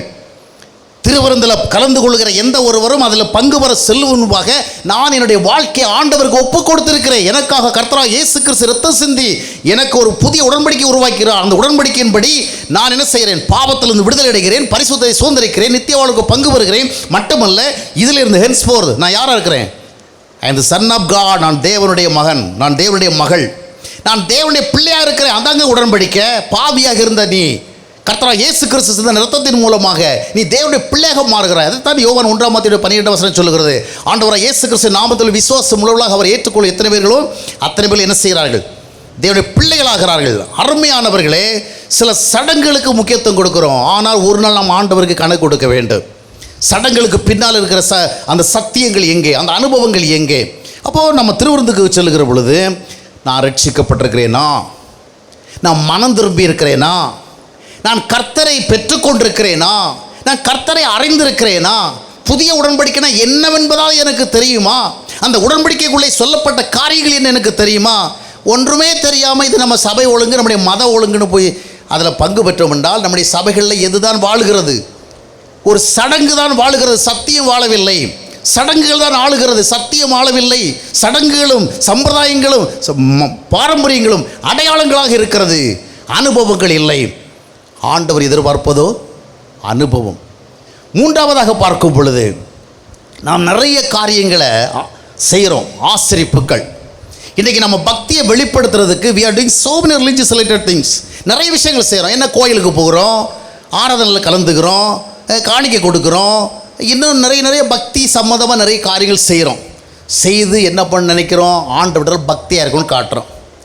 ஒவ்வொருடைய பக்தி ஒவ்வொரு விதமாக இருக்குது. சமீபத்தில் கூட நான் ஒரு சர்ச்சுக்கு போயிருந்தேன். அங்கே உள்ள எல்லா இடமும் சேர்ஸெல்லாம் காலியாக கிடக்குது. ஆனால் ஒரு 10-25 பேர் வெளியே உட்காந்துருந்தாங்க.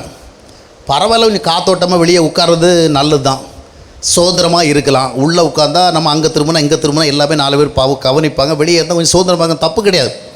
ஆனால் அதில் கொஞ்சம் பேர் என்ன காரணம் சொல்கிறாங்கன்னா, சுதந்திரமாக வெளியே உட்கார்ந்தவன் இல்லை, அது ஒரு பக்தியம். ஆண்டவருக்கு முன்பாக நம்மை தாழ்த்தி என்ன செய்கிறோமோ தரையில் உட்காந்துருவோம். சேஸில் காலியாக இருக்குது, சேஸ் இருக்குது போட்டிருந்து இடம் நமக்கு இல்லை, வேற யாரும் உட்கார போகிறாங்க, நமக்கு அவங்களுக்கு விட்டு கொடுத்துட்டு வந்தால் அது தாழ்மை. அதுவே காலியாக கிடையாது, உட்காரதுக்கு ஆளே கிடையாது. இதில் போயிட்டு தரையில் போய் உட்காந்து கிடந்தா எதுக்கு? பல ஆண்டுகளுக்கு முன்பாக எங்கள் பாண்டிச்சேரியில் கூட பார்த்திங்கன்னா ஒரு பாட்டியம்மா அவங்க இறந்து போயிட்டாங்க. அவங்க ஒரு ப்ரேயர் மீட்டிங் வந்திருந்தாங்க. நல்ல அம்மா, அந்த அம்மா ரொம்ப நல்ல தங்கமான அம்மா, நல்ல பக்தியானவங்க. நான் அதை சொல்ல வரல, ரொம்ப பக்தியானவங்க. நாங்கள் ஒரு சின்ன ப்ரேயர் மீட்டிங் அதில் கொஞ்சம் சேஸ் தான் இருந்தது. அப்போ பார்த்தீங்கன்னா இந்த பாட்டியம்மா வயசானவங்களாக இருக்கிறாங்களே, அவங்களுக்கு கை காலெல்லாம் வலி இருக்குது. அதனால் பாட்டியம்மா நீங்கள் இந்த சேரில் உட்காருங்கன்னு சொன்னால் நான் உட்கார மாட்டேன்.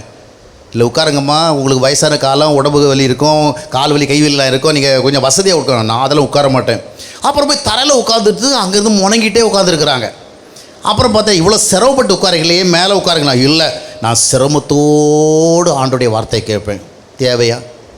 நான் சிரமத்தோடு தான் ஆண்டவருடைய வார்த்தை கேட்பேன். இதெல்லாம் நாம் உருவாக்கி கொள்கிற பக்திகள்.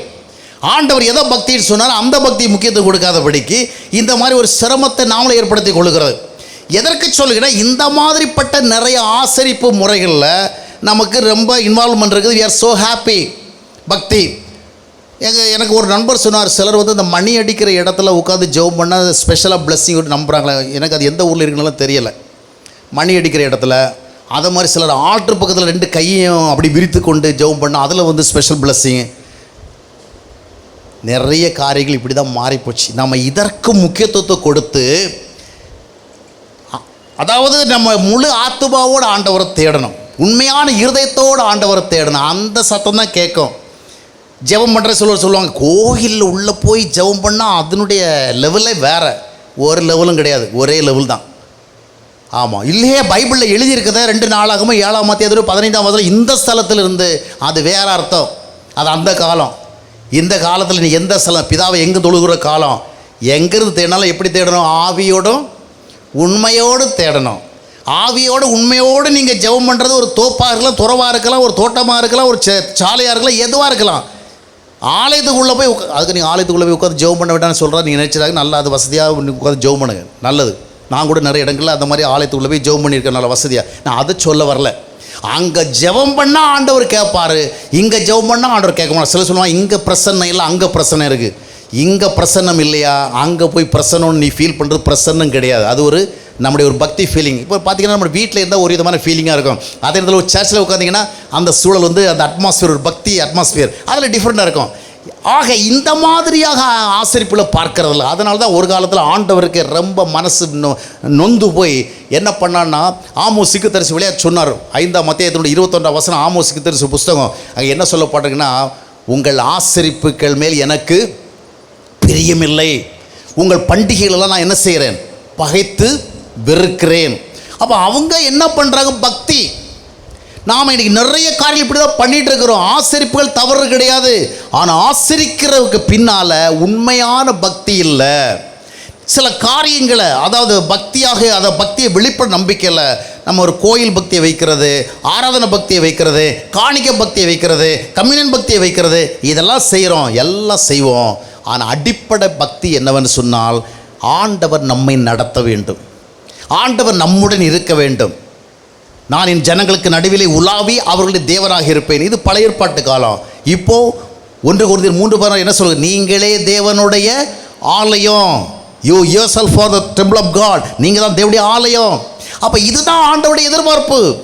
இந்த எதிர்பார்ப்பை நாம் நிறைவேற்றாதபடிக்கு ஆராதனை செய்தால் என்ன, பாடல்கள் பாடினால் என்ன, ஜபங்களிலே பங்கு கொண்டால் என்ன, எவ்வளவு காணிக்கைகள் கொடுத்தால் என்ன, எத்தனை கம்பெனியில் கலந்து கொண்டால் என்ன, எத்தனை லந்து காலங்களை கண்டால் என்ன, எவ்வளவு சுயவரப்பிலே நாம் பின்பற்றினால் என்ன, ஆண்டவர்கள் பரிசு இல்லை. அதனால தான் ஏசாயா தீர்க்கதரிசி புஸ்தகம் 1ஆம் அத்தியாயத்தில் 10ஆம் வசனத்திலிருந்து 18ஆம் வசனம் வாஸ்து பார்த்தீங்கன்னா, அவங்க ரொம்ப சின்சியராக ஆராதனை பண்ணுற மக்கள் கூட்டம் அந்த காலத்தில். அந்த ஏசாயா தீர்க்கதரிசி அந்த யூதருடைய காலகட்டத்தில் அவங்க ரொம்ப பக்தியாக பண்ணுறாங்க, எல்லா வழிபாடும் பண்ணுறாங்க. ஆனால் ஆண்டவர் என்ன சொல்கிறேன்னா, உங்களுடைய பலிகளின் திரள் எனக்கு என்னாத்திருக்கு, உங்களுடைய ஆசரிப்பையும் எனக்கு பிரியமில்லை, உங்கள் ஓய்வு நான் ஆசரிப்பையெல்லாம் பார்த்து பார்த்து நான் என்ன செய்வேன், அழுத்து போயிட்டேன், சோர்ந்து போயிட்டேன், எனக்கு அதெல்லாம் அருவருப்பாக இருக்குது. ஏசாயா தீர்க்கதரிசி புஸ்தகம் 1:13 சொல்கிறார், வீண் காணிக்கையெல்லாம் கொண்டு வராதுங்க, என்ன டென்ஷன் பண்ணாதீங்கிறாரு. நீங்கள் எவ்வளோ தான் ஜெபம் பண்ண கேட்க மாட்டேங்கிறாரு. அவங்க செய்கிறதெல்லாம் நல்ல விஷயம் தான் செய்கிறாங்க, தப்பான விஷயம் ஒன்றும் செய்யலை. பக்தியான விஷயம் தான் செய்கிறாங்க. ஆனால் சில மத சம்பந்தமான செயல்களை செய்து அதையே பக்தி என்று கர்த்தருக்கு காண்பித்து விட்டு வாழுகிற வாழ்க்கையில் வித்தியாசம் இல்லை, தங்களிடத்தில் வெளிப்படுத்துகிற சுபாவங்களில் வித்தியாசம் இல்லை, தங்களுடைய நடைமுறைகளில் வித்தியாசம் இல்லை. அருமையானவர்களே, இவ்விதமாக பலவிதமான பக்தி செயல்கள் மூலமாக ஆண்டவரை மகிமைப்படுத்தலாம் என்று எண்ணுகிறோம். இல்லை, பக்தியான செயல்கள் அவசியம். ஆனால் அடிப்படை பக்தி என்பது முதலாவதாக கர்த்தராகிய இயேசு கிறிஸ்துவை நம்முடைய வாழ்விலே நாம் இரட்சகராக ஏற்றுக்கொண்டிருக்க வேண்டும். கர்த்தராகிய இயேசு கிறிஸ்துவை இரட்சகராக ஏற்றுக்கொள்ள வேண்டிய அந்த அடிப்படை இல்லாமல் அதற்கு அப்பால் நாம் செய்கிற எந்த ஒரு காரியமும் தேவனால் ஏற்றுக்கொள்ளப்படுவதில்லை. அடிப்படை சால்வேஷன் எபிரேயர் 2:4 சொல்லுகிறது, இவ்வளவு பெரிதான such a great salvation, இவ்வளவு பெரிதான ரட்சிப்பை கவலையற்றவளாக இருந்தால் தண்டனைக்கு எப்படி தப்பித்துக் கொள்வீர்கள்? எனவே லெந்து காலத்தை நாம் ஆசரிக்கிறோமா இல்லையா, குட் ஃப்ரைடேயில் கலந்து கொள்கிறோமா இல்லையா, நம்ம முகச்சவரம் செய்கிறோமா இல்லையா, இல்லை 40 நாட்கள் கரிமீன் சாப்பிடுகிறோமா சாப்பிடாம போகிறோமா, அதுவல்ல மேட்டர். முதலாவதாக ஆண்டவராக இயேசு கிறிஸ்து இந்த பூமிக்கு எதற்காக வந்தார்? பாவிகளை ரட்சிக்க கிறிஸ்து இயேசு உலகத்திற்கு வந்தார்னு சொல்லப்படும். அது என்னுடைய வாழ்வில் நிறைவேற வேண்டும். அது நிறைவேறின பின்னணியிலான சபையிலே கலந்து கொள்ள வேண்டும். அதுதான் சபை வாழ்க்கை. இன்றைக்கு ரட்சிப்பினுடைய அடிப்படை இல்லாத மக்களாலே சபைகள் நிரம்பி வழிகிறது. அதனுடைய விளைவு சபைகள் ஆவிக்குரிய உயிரில்லை, ஜீவன் அல்ல. இறுதியாக ஒன்றை பார்க்கும் பொழுது சபைகளை பாரம்பரியங்கள் ஆளுகிறது, சபைகளை சடங்குகள் ஆளுகிறது, சபைகளை வெறும் பக்தி செயல்கள் ஆசரிப்புகள் ஆளுகிறது. நான்காவதாக இன்றைக்கு சபைகளை மனுஷீகம் ஆளுகிறது. மனுஷீகம். சபையை என்ன ஆள வேண்டும்? பரிசுத்த ஆவியானவர் ஆள வேண்டும். கர்த்தராகிய இயேசு கிறிஸ்து ஆள வேண்டும். தேவனுடைய ஆவி ஆள வேண்டிய இடத்துல அந்த ஆவி ஆளுகை செய்யும் என்று சொன்னால் அந்த இடத்துல கர்த்தருக்கு ஏற்ற காரியங்கள் இருக்கும். இன்றைக்கு தேவ ஆவி ஆள வேண்டிய இடத்துல மனுஷிக ஆளுக. அதனால தான் பார்த்தீங்கன்னா ஒரு திருச்சபைன்னு சொன்னால் பேராயராக இருந்தாலும் சரி, ஆயராக இருந்தாலும் சரி, ஒரு கமிட்டியில் செயலாளராக இருந்தாலும் சரி, இல்லைன்னா அந்த கமிட்டியில் பொருளாளராக இருந்தாலும் சரி, இல்லை ஒரு கமிட்டி மெம்பராக இருந்தாலும் சரி, இல்லை ஒரு கவுன்சில் உறுப்பினராக இருந்தாலும் சரி, ஏன் கடை நிலைமையில் இருந்து கொண்டு சபை பணிகளை செய்கிறார்கள் ஒரு சபை ஊழியர் அவராக இருந்தாலும் சரி, சபையோடு தொடர்புடைய எந்த ஒருவரும் முதலாவது கர்த்தராகிய இயேசு கிறிஸ்துவின் இரத்தத்தினாலே கழுவப்பட்டு தேவ ஆவியை பெற்றவர்களாக இருக்க வேண்டும். பழைய ஏற்பாடு முழுதும் பார்க்கும் பொழுது கூட தேவனுடைய பணிகளை செய்வதற்கு அழைக்கப்பட்ட மக்களுக்கு அந்த தேவனுடைய ஆவி நடத்தல் மிக அவசியமாக இருந்தது. அதற்கான விசேஷ அபிஷேகங்கள் கொடுக்கப்பட்டது. திருச்சபைகளை ஆவியானவர் ஆள வேண்டும் என்றால் திருச்சபையோடு தொடர்புடைய எல்லோரும், அது சபை மக்களாக இருந்தாலும் சரி, கமிட்டியாக இருந்தாலும் சரி, அது பேராயராக இருந்தாலும் சரி, கார்டினலாக இருந்தாலும் சரி, மாடரேட்டராக இருந்தாலும் சரி, ஆயராக இருந்தாலும் சரி, எவராக இருந்தாலும் சரி, எல்லாரும் they must be led by the Holy Spirit. அந்த பரிசுத்த ஆவியினால் ஆளுகை நடக்கிற பொழுதுதான் சபை என்பது மலையின் மேல் இருக்கிற பட்டணமாக இருக்கும். அது உலகத்திற்கு வெளிச்சமாக இருக்கும். அது அநேகரை வழி நடத்துகிற ஒன்றாக இருக்கும். அப்பொழுது மத்தேயு 5:16 சொல்லப்பட்டபடி மனிதர்கள் உங்களுடைய நற்கிரியைகளை பார்த்து பரலோகத்தில் இருக்கிற தேவனை மகிமைப்படுத்தும்படியாக உங்கள் வெளிச்சம் அவர்களுக்கு ரொம்ப பிரகாசிக்கிறது. அப்பொழுது நடக்கும். ஆனால் இன்றைய திருச்சபைகளில் பிரகாசம் இல்லையே. இன்றைய திருச்சபைகளுடைய செயல்பாடுகளை பார்க்கணும். மனுஷிகம். சபைகளில் கோபங்கள் ஆளுகிறது, பிரிவினைகள் ஆளுகிறது, பேதங்கள் ஆளுகிறது, ஜாதி வரிகள் ஆளுகிறது, நான் பெரியவன் நீ பெரியவன்கிற அந்த விதமான பிரிவினைகள் ஆளுகிறது. எங்கு சென்றாலும் இன்றைக்கு திருச்சபைகளில் மனிதனுடைய மனதை தான் பார்க்க முடிகிறது ஒழிய தேவனுடைய மனதை பார்க்க முடியவில்லை. மனிதனுடைய நடவடிக்கைகளை பார்க்க முடியவில்லை, தேவனுடைய ஆவி நடவடிக்கை பார்க்க முடியவில்லை. சபைகளை மனிதர்களை ஆளுகிறார்கள். பல இடங்களிலே தேவனுடைய ஆவி ஆள வேண்டிய இடத்துல இவர்களே என்ன செய்ய கையகப்படுத்தி விட்டால் நாங்கள் பார்த்துக்கிறோம், நாங்களே எல்லாம் பண்ணிக்குவோம், எங்களுக்கு எல்லாம் தெரியும். இல்லைங்க, தேவ ஆவி இல்லாத எவருமே திருச்சபை சம்பந்தமான காரியங்களை ஈடுபடுறதுக்கு ஆசீர்வாதமே கிடையாது. இந்த உலகத்தில் நமக்கு நல்ல வசதியும் வாய்ப்புமாக இருக்கலாம், அதுவல்ல மேட்ரு. ஒருத்தர் சொல்வார் என்கிட்ட, எனக்கு திறமை ஆண்டவர் கொடுத்துருக்கிறாரு, அந்த திறமையை நான் சர்ச்சில் உபயோகிக்கிறேன். உன் திறமையை உபயோகப்படுத்துறதுக்கு ஆண்டவர் அழைக்கவே இல்லை. முதலாவது நீ ஒரு ஆவிக்குரிய மனுஷங்க நான் வாழ வேண்டும். உனக்கு அட்மினிஸ்ட்ரேட்டிவ் கெப்பாசிட்டி இருக்கலாம், மேனேஜிங் கெப்பாசிட்டி இருக்கலாம், ரொம்ப நிறைய திறமைகள் இருக்கலாம். திறமைகளுக்காக யாரையும் ஆண்டவர் அழைக்கவே இல்லை. முதலாவது தேவ ஆவியை பெற்று ஒரு ஆவிக்குரிய மனிதனாக சபைக்குள்ளே நுழையணும். அவன் அந்த விதமான அனுபவம் உள்ள மட்டும்தான் சபை சம்மந்தமாக எந்த ஒரு பணியும் எடுக்கணும். என்ன நீங்கள் கேட்கலாம், பிரதர் எந்த ஊர்லேருந்து பேசுகிறீங்க, எந்த நாட்டில் இருக்கிற, எந்த கிரகத்திலேருந்து வந்தீங்க, இந்த மாதிரியெல்லாம் இந்த காலத்தில் நடைமுறைப்படுத்த முடியுமா? முகமது பின் துக்ளக் மாதிரி பேசுகிறீங்களே, காலத்துக்கு ஒவ்வாத முறையில் இந்த மாதிரியெல்லாம் விதிமுறை வச்சா எங்கே யார் வருவாங்க? வர்றாங்களோ வரலைங்களோ. இதைத்தான் இந்த வேதாகமம் சொல்லுகிறது. இதைத்தான் இந்த வேதாகமம் சொல்லுகிறது. இயேசு கிறிஸ்துவை இரட்சகராக ஏற்றுக்கொள்ளாத எந்த ஒருவருக்கும் சபையோடு எந்த சம்மந்தமும் இல்லை. இயேசு கிறிஸ்துவை இரட்சகராக ஏற்றுக்கொண்டு தேவ ஆவியை பெற்றுக்கொண்ட நிச்சயம் இல்லாதவர்களுக்கு திருச்சபையோடு எந்த தொடர்பும் இல்லை. ஆண்டுடைய பார்வையில் அவர்கள் ஒன்றுமில்லை. அவர்கள் சபைகளில் ஹீரோக்களாக இருக்கலாம். ஆண்டோ இந்த eyes of god they are zeros, ஒன்றுமில்லாதவர்கள். எதற்கு சொல்கிறது? லந்து காலங்களை நாம் கொண்டாடுகிறோம். எதற்காக? தற்பரிசோதனை செய்வதற்காக, சுய பரிசோதனை செய்வதற்காக. எனவே இந்த காலகட்டங்களிலே நம்மை ஆராய்ந்து பார்க்க வேண்டும், நம்மை சோதித்து பார்க்க வேண்டும். நம்முடைய குடும்பம், அதாவது சில குடும்பங்களை பார்த்தீங்கன்னா அவங்க சில காரியங்களை பார்த்துட்டு போயிட்டு இருப்பாங்க. ஆனால் ஃபேமிலியில் கன்சர்னாக இருக்கிறவங்க மொத்தத்தையும் பார்ப்பாங்க. அப்பா எப்படி இருக்கிறாங்க, அம்மா எப்படி இருக்கிறாங்க, பிள்ளைகள் எப்படி இருக்குது, அண்ணன் தம்பி எப்படி இருக்கிறாங்க, நம்முடைய பொருளாதார நிலைமை எப்படி இருக்குது, நம்முடைய வாழ்க்கை முறை எப்படி, எல்லாம் பார்ப்பாங்க. அதை மாதிரி நம்முடைய சபை நிலைமை நம்ம என்ன செய்ய வேண்டும்? பார்க்கணும். We must have some concern over the church. சபையின் மேலே நம்ம ஒரு கரிசனை இருக்க வேண்டும். அப்போது பாரம்பரியங்களை ஆள விட்டு சத்தியத்தினுடைய ஆளுகையை மறுதளித்து விட்டோமோ, சடங்குகளை அடையாளங்களாக வைத்துவிட்டு, சடங்குகளை ஆளுகை செய்ய விட்டுவிட்டு, அனுபவங்களை நாம் எங்கேயோ விட்டுவிட்டோமோ, வெறும் ஆசரிப்புகளோடு நம்ம இணைத்து கொண்டு கர்த்தரோடு இணைந்து வாழ வேண்டிய தேவையை உணராமல் போய்விட்டோமா? தேவ ஆவி ஆளுகை செய்ய வேண்டிய இடத்துல தேவாவிக்கு இடம் கொடுக்காதபடிக்கு நம்முடைய ஆவியே வெளிப்படுத்தி கொண்டிருக்கிறோமா? இன்னைக்கு பல திருச்சபைகளை மனிதாவி, எங்கு பார்த்தாலும் போட்டியும் பொறாமையும் பெருமையும் ஆணவம் அகம்பாவமும் கரை புரண்டு ஓடுகிறது. அவர்களுடைய குடும்ப பெருமையை நிலைநிறுத்துவதற்கு சபைகளை உபயோகிக்கிறார்கள்.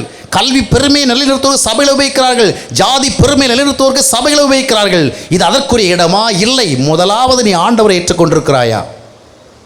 மத்தேயு 22 12 வசனத்தை வாசித்து பார்க்கும் பொழுது, அற்பமானவர்களுக்கெல்லாம் அழைப்பு கொடுக்கப்பட்டது. வாருங்கள், நன்றாக சாப்பிடுங்கள், என்னுடைய விருந்து ராஜ விருந்து, ராஜாக்கள் அமர்ந்து சாப்பிட வேண்டிய விருந்து. ஆனால் நீங்கள் வாருங்கள், எவ்வளவு சாதாரணமாக இருந்தாலும் பரவாயில்ல, டசன்ட் மேட்டர், கம். அழைக்கப்பட்டார்கள். ஆனால் அழைக்கப்பட்ட இடத்தை ராஜா போய் பார்க்குறான். அழைக்கப்பட்ட நீங்கள் சாதாரணமானவர்களாக இருந்தாலும் இந்த விருந்து என்பது தட்ஸ் அ கிரேட் ஒன், ரொம்ப பெருசு. அதுக்குன்னு ஒரு தகுதி இருக்கணும். அங்கே ஒரு தடவை பார்க்குறவள்ள அவர்கிட்ட என்ன இல்லை? What was missing? கல்யாண வஸ்திரம் இல்லை. உனக்கு கொடுக்கப்பட்ட அழைப்பு வந்து பெரிய அழைப்பு, ஆனால் நீ அற்பமான, பரவாயில்லை. ஆனால் உள்ளே வரணும்னா அதுக்கு ஒரு தகுதி இருக்குது. என்ன இருக்கணும்? கல்யாண வஸ்திரம் இருக்கணும். அவன் கல்யாண வஸ்திரம் அணியாமல் உட்காந்துருக்கிறான். 12 வசனம் ஆண்டவர் கேட்குறார், எப்பா எப்படிப்பா உள்ளே வந்த? கல்யாணம் அரங்கில் உட்காந்துருக்கிற. அந்த கால முறைப்படி, இந்த காலத்தில் எப்படி வேணாலும் வரலாம். இந்த காலம் நம்ம கல்யாண வீட்டுக்கு போனால் லுங்கி கட்டிட்டு போகலாம், ட்ரௌசர் போட்டு போகலாம், வேஷ்டி கட்டிட்டு போகலாம், அவங்களுடைய நிலைமை போகலாம். அந்த காலத்தில் கல்யாணத்துக்குள்ள அரங்குக்கு போனால் அதற்கென்று ஒரு குறிப்பிட்ட விதமான உடைகள், அலங்காரங்கள் தேவைப்படும். அப்போ அதை அணியாமல் உள்ளே வரவில்லை. நீ எப்படி உள்ளே வந்தாய்? அப்போட வாயை திறந்து ஒரு வார்த்தை பேசினான், அவன் அமைதியாக உட்காந்துட்டான். நீ நிறைய பேர் இப்படி தான் கேட்குறதெல்லாம் கேட்டுட்டு அமைதியாக சைலண்டாக போய்டுறது, அவ்வளோதான். அவர் பாடலுக்கு பேசிட்டு கிடப்பார், அவ்வளோதான். இதெல்லாம் இந்த பிரசங்கம் பண்ணுற நேரத்தில் இதை நடக்கும். அவங்க ப்ரிப்பேர் பண்ணிவிட்டு இதையே பேசிட்டு போய்ட்டு இருப்பாங்க. நம்ம வேலையை நாம் பார்ப்போம். போனோமா, கலந்துக்கிட்டோமா. சில வேளை அதனால தான் இந்த வந்தவங்க நினைப்பாங்க வராதவங்க பாக்கியவான் போல இருக்குது. நம்ம வந்துட்டும் பயனடையலை, அவங்க வராதனால தான் பயனடையலை அப்படி சொல்கிறதுக்கு ஒரு வாய்ப்பு இருக்குது அப்படின்ட்டு. அப்போது அவனை கல்யாண வஸ்திரம் இல்லாதபடிக்கு வந்தவுடனே அவன் கேட்குறான், ஏன் இப்படி வந்தா அப்படின்னு. அவன் சைலண்ட்டாக இருக்கிறான். ஒரு சாரி, நான் தெரியாமல் வந்துட்டேன், நான் போயிட்டு அணிஞ்சிட்டு வரேன்னு சொன்னால் ஒன்றும் பண்ணியிருக்க மாட்டான். ஆனால் அவன் பண்ணாதனால இவனை என்ன பண்ணுங்க, பனிஷ் பண்ணுங்க, கைகாலை கட்டி புறம்பான இருளில் தள்ளி போடுங்கன்னா அவனை பனிஷ் பண்ண. சாப்பிட நல்ல விருந்தில் பங்கு உள்ள வந்தவனுக்கு பனிஷ்மெண்ட் கிடைக்குது. அப்போ அருமையான தகுதி என்பது ரொம்ப முக்கியம். எலிஜிபிலிட்டி. கர்த்தருக்குரிய காரியங்களை நாம் எதுலையாவது டீல் பண்ணால் கர்த்தருக்கேற்ற ஆவிக்குரிய தகுதி இருக்கணும். வேறு எந்த தகுதி அங்கே செல்லுபடி ஆகாது. நம்ம எவ்வளோ ஸ்ட்ராங் பர்சனாலிட்டி இருக்கலாம், நமக்கு ரொம்ப நிறைய பேக்ரவுண்ட்ஸ் எல்லாம் இருக்கலாம், நம்ம அப்படி இப்படின்னு ஒன்றும் வேலைக்கு ஆகாது ஆண்டுடைய பார்வையில் கிடையாது. எனவே மனுஷிகம் ஆளுகிறது. எனவே இந்த லெந்து காலங்களை மீண்டும் ஒரு முறை சந்திக்கிறோம். இந்த காலகட்டங்களை நம்ம ஆராய்ந்து பார்க்கணும். இவ்விதமாக நீங்கள் கேட்கும் பொழுது சபை என்றால் எங்கேயோ ஒன்று இருக்கிறது, ஏதோ ஒரு அமைப்பு, ஏதோ ஒன்றை பற்றி பேசப்பட்டு கொண்டு இல்லை. அந்த சபைக்குள்ளே தான் நாம் இருக்கிறோம் இல்லையா? அப்போ அதில் இண்டிவிஜுவலாக நம்முடைய ரெஸ்பான்சிபிலிட்டி என்ன, தனிப்பட்ட முறையில் நம்முடைய பொறுப்புணர்வு என்ன, அதை நம்ம சோதிக்கணும். எனவே இந்த லெந்து காலங்களில் நாம் அவங்கள திருத்த முடியாது, இவங்களை திருத்த முடியாது, ஒட்டுமொத்த ஒரு ஸ்ட்ரக்சரை நம்மளால் மாற்ற முடியாது. பேசலாம், கொள்ளலாம், ஒரு அடிப்படையை நாம் என்ன பண்ணிட முடியாது, நாமவே நினைத்து மாற்ற முடியாது. ஆனால் மாற்ற முடியாவிட்டாலும் மாற்றத்துக்கு ஒரு அடையாளமாக நாம் மாற வேண்டும். ஒரு சபையினுடைய மொத்த அடிப்படையை மாற்ற முடியுமா? அது வேற கேள்வி. அந்த சபைக்குள்ள ஒரு அவயவமாக, ஒரு பார்ட் ஆஃப் த பாடியாக இருக்கிற நாம் முதலாவது எப்படி இருக்கிறேன்? ஏன்னா நாம் அதில் மெம்பர், அப்படித்தானே? அருமையான சகோதரிகளை இந்த லந்து காலங்களை சுய பரிசோதனை செய்வதற்காக நம்ம பயன்படுத்துகிற சொல்லிக் கொள்கிறோம். அப்படிப்பட்ட ஒரு சூழலை இன்றைக்கு சபைக்குள் இருக்கிற நான் முதலாவது பாரம்பரியத்துக்கு அடிமையாக இருக்கிறேனா, இல்லை நான் சத்தியத்திற்கு அடிமையாக இருக்கிறேனா, சடங்குகளை சார்ந்திருக்கிறேனா, இல்லை இந்த அனுபவங்களை சார்ந்திருக்கிறேனா, வெறும் ஆசரிப்புகளிலேயே என்னுடைய பக்தியை காண்பிக்கிறேனா, இல்லை நான் அடிப்படை மனமாற்றத்தில் என்னுடைய பக்தியை காண்பிக்கிறேனா, தேவாவியால் வழிநடத்தப்பட்டு நான் காரியங்களை செய்கிறேனா, இல்லை என்றால் என்னுடைய ஆவியே நான் கோலோச்ச விடுகிறேனா என்று தனிப்பட்டவர்களாக இண்டிவிஜுவல்ஸ் நாம் முதலாவது நான் நெகேமியா அப்படித்தான் செய்தான். எங்கள் அப்பாக்கள் எங்களுடைய முன்னோர்களெல்லாம் தப்பு பண்ணாங்க, தவறு பண்ணாங்க, இருக்கட்டும், நான் என்ன செய்கிறேன்? மன்னிப்பு கேட்குறேன், என்னை மன்னியும் ஆண்டவரை, இடிந்து கிடக்கிறதா அந்த எருசலேமுடைய அலங்களை கட்டுவதற்கு என்னை தகுதிப்படுத்தும் என்று சொல்லி அவன் ஜெபம் பண்ணினான். இந்த லெந்து காலங்களில் வந்திருக்கிறோம். ஆண்டவர் நம்மிடத்தில் எதிர்பார்ப்பு என்னவென்றால் சுய பரிசோதனை. சபை என்ற ஒரு அமைப்புக்குள் இருக்கிறாயே, உன்னுடைய நிலைமை எப்படிப்பட்டதாக இருக்கிறது? நீ அதற்கு தகுதியுடைய நிலைமையில் இருக்கிறாயா? எனவே நாம் மனம் திருந்த வேண்டிய தேவையா இல்லையா? ரட்சிக்கப்பட வேண்டிய தேவை இல்லையா? கர்த்தரை ஏற்றுக்கொள்ள வேண்டிய தேவை இல்லையா? தேவ ஆவியால் நடத்தப்பட வேண்டிய தேவை இல்லையா என்பதை நமக்குள்ளே உணர்ந்து சிந்தித்து பார்த்து மனம் திரும்ப ஒப்பு கொடுப்போம். நான் என்ன செய்ய வேண்டும்? ஆவிக்குரிய வாழ்க்கையில் முதலாவது செய்ய வேண்டியது ரட்சிப்பு தான், வேற ஒன்றும் கிடையாது. முதலாவது அதுதான். அந்த ரட்சிப்புக்குள்ளே வராதபடிக்கு வேறு எதை நம்ம ஈடுபட்டாலும் அது ஆண்டோடைய பார்வையில் பிரியமாக இருக்கா? எனவே ரட்சிக்கப்பட ஒப்பு கொடுப்போம். இன்னும் நாம் மனம் திரும்பவில்லை என்றால் நாம் மனம் திரும்ப ஒரு ஒப்பு கொடுப்போம். ஆண்டவரோடு இணைந்து வாழ்வதற்கு நம்ம முன் வருவோம். கர்த்தருடைய சரீரத்தோடு இணைக்கப்பட்ட வாழ்வதற்கு முன் வருவோம். கர்த்தர் நம்மோடு இருப்பார், நடத்துவார். இந்த லெந்து காலம் முடிவதற்குள்ளாக நம்முடைய வாழ்க்கையில் ஒரு பெரிய மாற்றம் நிகழ்கிறதை, அந்த மாற்றத்தை அநேகருக்கு காண்பிக்கிற ஒரு வாய்ப்பு ஏற்படுவதை நாம் காண்பிக்க வேண்டும்.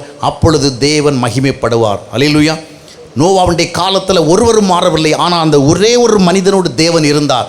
அதுபோல் யார் மாறுகளும் மாறவில்லையோ நான் மாற வேண்டும் என்று சொல்லி நம்மை மாற்ற ஒப்பு கொடுப்போம். கர்த்தர் நம்மை ஆசீர்வதிப்பார். கண்களை மூடி நாம் செபிக்கலாம்.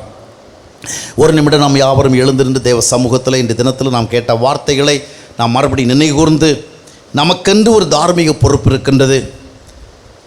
பாரம்பரியங்களை தள்ளிவிட வேண்டும் என்பதல்ல, சத்தியத்தை முதலிடத்தில் வைக்க வேண்டும், பாரம்பரியத்தை இரண்டாம் இடத்தில் வைக்க வேண்டும். சடங்குகளெல்லாம் தேவையற்றது என்பதல்ல, ஆனால் அனுபவங்கள் அங்கே முதலிடம் பெற வேண்டும். ஆசரிப்புகள் தேவையில்லை என்பதல்ல, ஆசரிப்புக்கு பின்னாலே பரிசுத்த நிறைவேறல் ஏற்பட வேண்டும். ஆவியோடு உண்மையோடும் ஆராதிக்க அழைத்த தேவனுக்கு முன்பாக நம்முடைய அடிப்படை வாழ்க்கை முறைகள் தேவனுக்கு பிரியமுறையாக மாற வேண்டும். இந்த நாளிலும் கூட நாம் நாமே ஆராய்ந்து பார்த்து ஒப்பு கொடுப்போம். பல நேரங்களிலே ஒரு அமைப்பை நாம் குறை சொல்லுகிறோம், ஒரு அமைப்பில் இருக்கிற குறைபாடுகளை குறித்து நாம் பேசிக்கொள்கிறோம். ஆனால் அந்த அமைப்புக்குள் இருக்கிற நம்முடைய நிலைமை எந்த விதமாக இருக்கிறது? நான் என்னுடைய பக்கத்தை சரியாக வைத்திருக்கிறேன் சொல்லத்தக்க நிலைமை இல்லை என்றால் ஆண்டவர் நம்மிலும் வருத்தமாகத்தான் இருப்பார். இந்த நாளிலும் கூட கர்த்தரால் ஆசீர்வதிக்கப்படும்படியாக ஒரு பெரிய மாற்றம் நிகழ்வதற்கான ஒரு சந்தர்ப்பமாக இந்த காலகட்டத்தை நாம் எடுத்துக்கொள்ளும்படியாக நாமே ஆராய்ந்து பார்ப்போம். நமக்குள்ளே நாம் எப்படி இருக்கிறோம்? கர்த்தர் நமக்குள் வந்து விட்டாரா? ஒரு சகை அன்றைக்கு இயேசு கிறிஸ்து ஏற்றுக்கொண்டுடைய விளைவாக ஆண்டவர் அவனை பார்த்து சொன்னார், இந்த வீட்டுக்கு ரட்சிப்பு வந்தது, இதுவரையிலும் நிறைய பணம் வந்தது, பலவிதமான பொருட்கள் வந்தது, வாழ்விற்கு மேன்மை என்று எண்ணப்படும் நிறைய காரியங்கள் வந்தது, ஆனால் அன்றைக்கு ரட்சிப்பு வந்தது. இன்றைக்கு நம்முடைய வாழ்க்கையில் ரட்சிப்பு வருகின்ற அந்த அனுபவத்திற்கு முக்கியத்துவம் கொடுப்போம். நமக்குள்ளே உள்நோக்கி பார்ப்போம். பாவத்திலிருந்து விடுதலை அடைந்து விட்டோமா? பரிசுத்தமாக வாழ்வதற்கு நம்மை ஒப்பு கொடுத்து விட்டோமா? தேவனுடைய ஐக்கியத்தில் வாழ அழைக்கப்பட்ட அந்த அழைப்பிற்கு நாம் முக்கியத்துவம் கொடுத்திருக்கிறோமா? இன்னும் பாவம் நம்மை மேற்கொண்டு பரிசுத்தம் நமக்கு தூரமாகவே இருக்கிறதா? இன்றைக்கு ஆண்டவருக்கு நம்மை ஒப்பு கொடுப்போம். ஆண்டவர் நம்மை அழைக்கிறார். மாற்றங்கள் பெற்ற ஒரு வாழ்வாக நம்முடைய வாழ்க்கை மாறட்டும். வெறும் மத ஆசரிப்புகளோடு நாம் திருப்தி அடைந்து விடாதபடிக்கு கர்த்தர் நம்மை பார்த்து சந்தோஷப்படும்படியாக, நம்முடைய அடிப்படை வாழ்வு மாறும்படியாக கர்த்தருக்கு ஒப்பு கொடுப்போம். நாமே மாற்றிக்கொள்ள முடியாது, ஆனால் மாற வேண்டும் என்ற ஆண்டவரிடத்தில் வருகிற பொழுது அவர் மாற்றுவார். நம் சுபாவங்களை மாற்றுவார், நம்முடைய மனநிலை மாற்றுவார், நம்முடைய எண்ணங்களை மாற்றுவார், நம்முடைய நினைவுகளை மாற்றுவார். அந்த மாற்றத்திற்கு நம்மை ஒப்பு கொடுப்போம். ஒரு நிமிடம் கர்த்தருடைய சமூகத்திலே நம்மை ஆராய்ந்து பார்த்து தேவனுக்கு நம்மை ஒப்பு கொடுப்போம். சுயமென்னில் சாம்பலாய் மாற சுத்தாவியே அனல் மூட்டும், ஜெயம் பெற்று மாமிசம் சாக தேவா அருள் செய்கோவே. ஜெயம் பெற்று மாமிசம் சாக தேவா அருள் செய்கோவே. கல்வாரியின் அன்பினையே கண்டோவிரைந்தோடி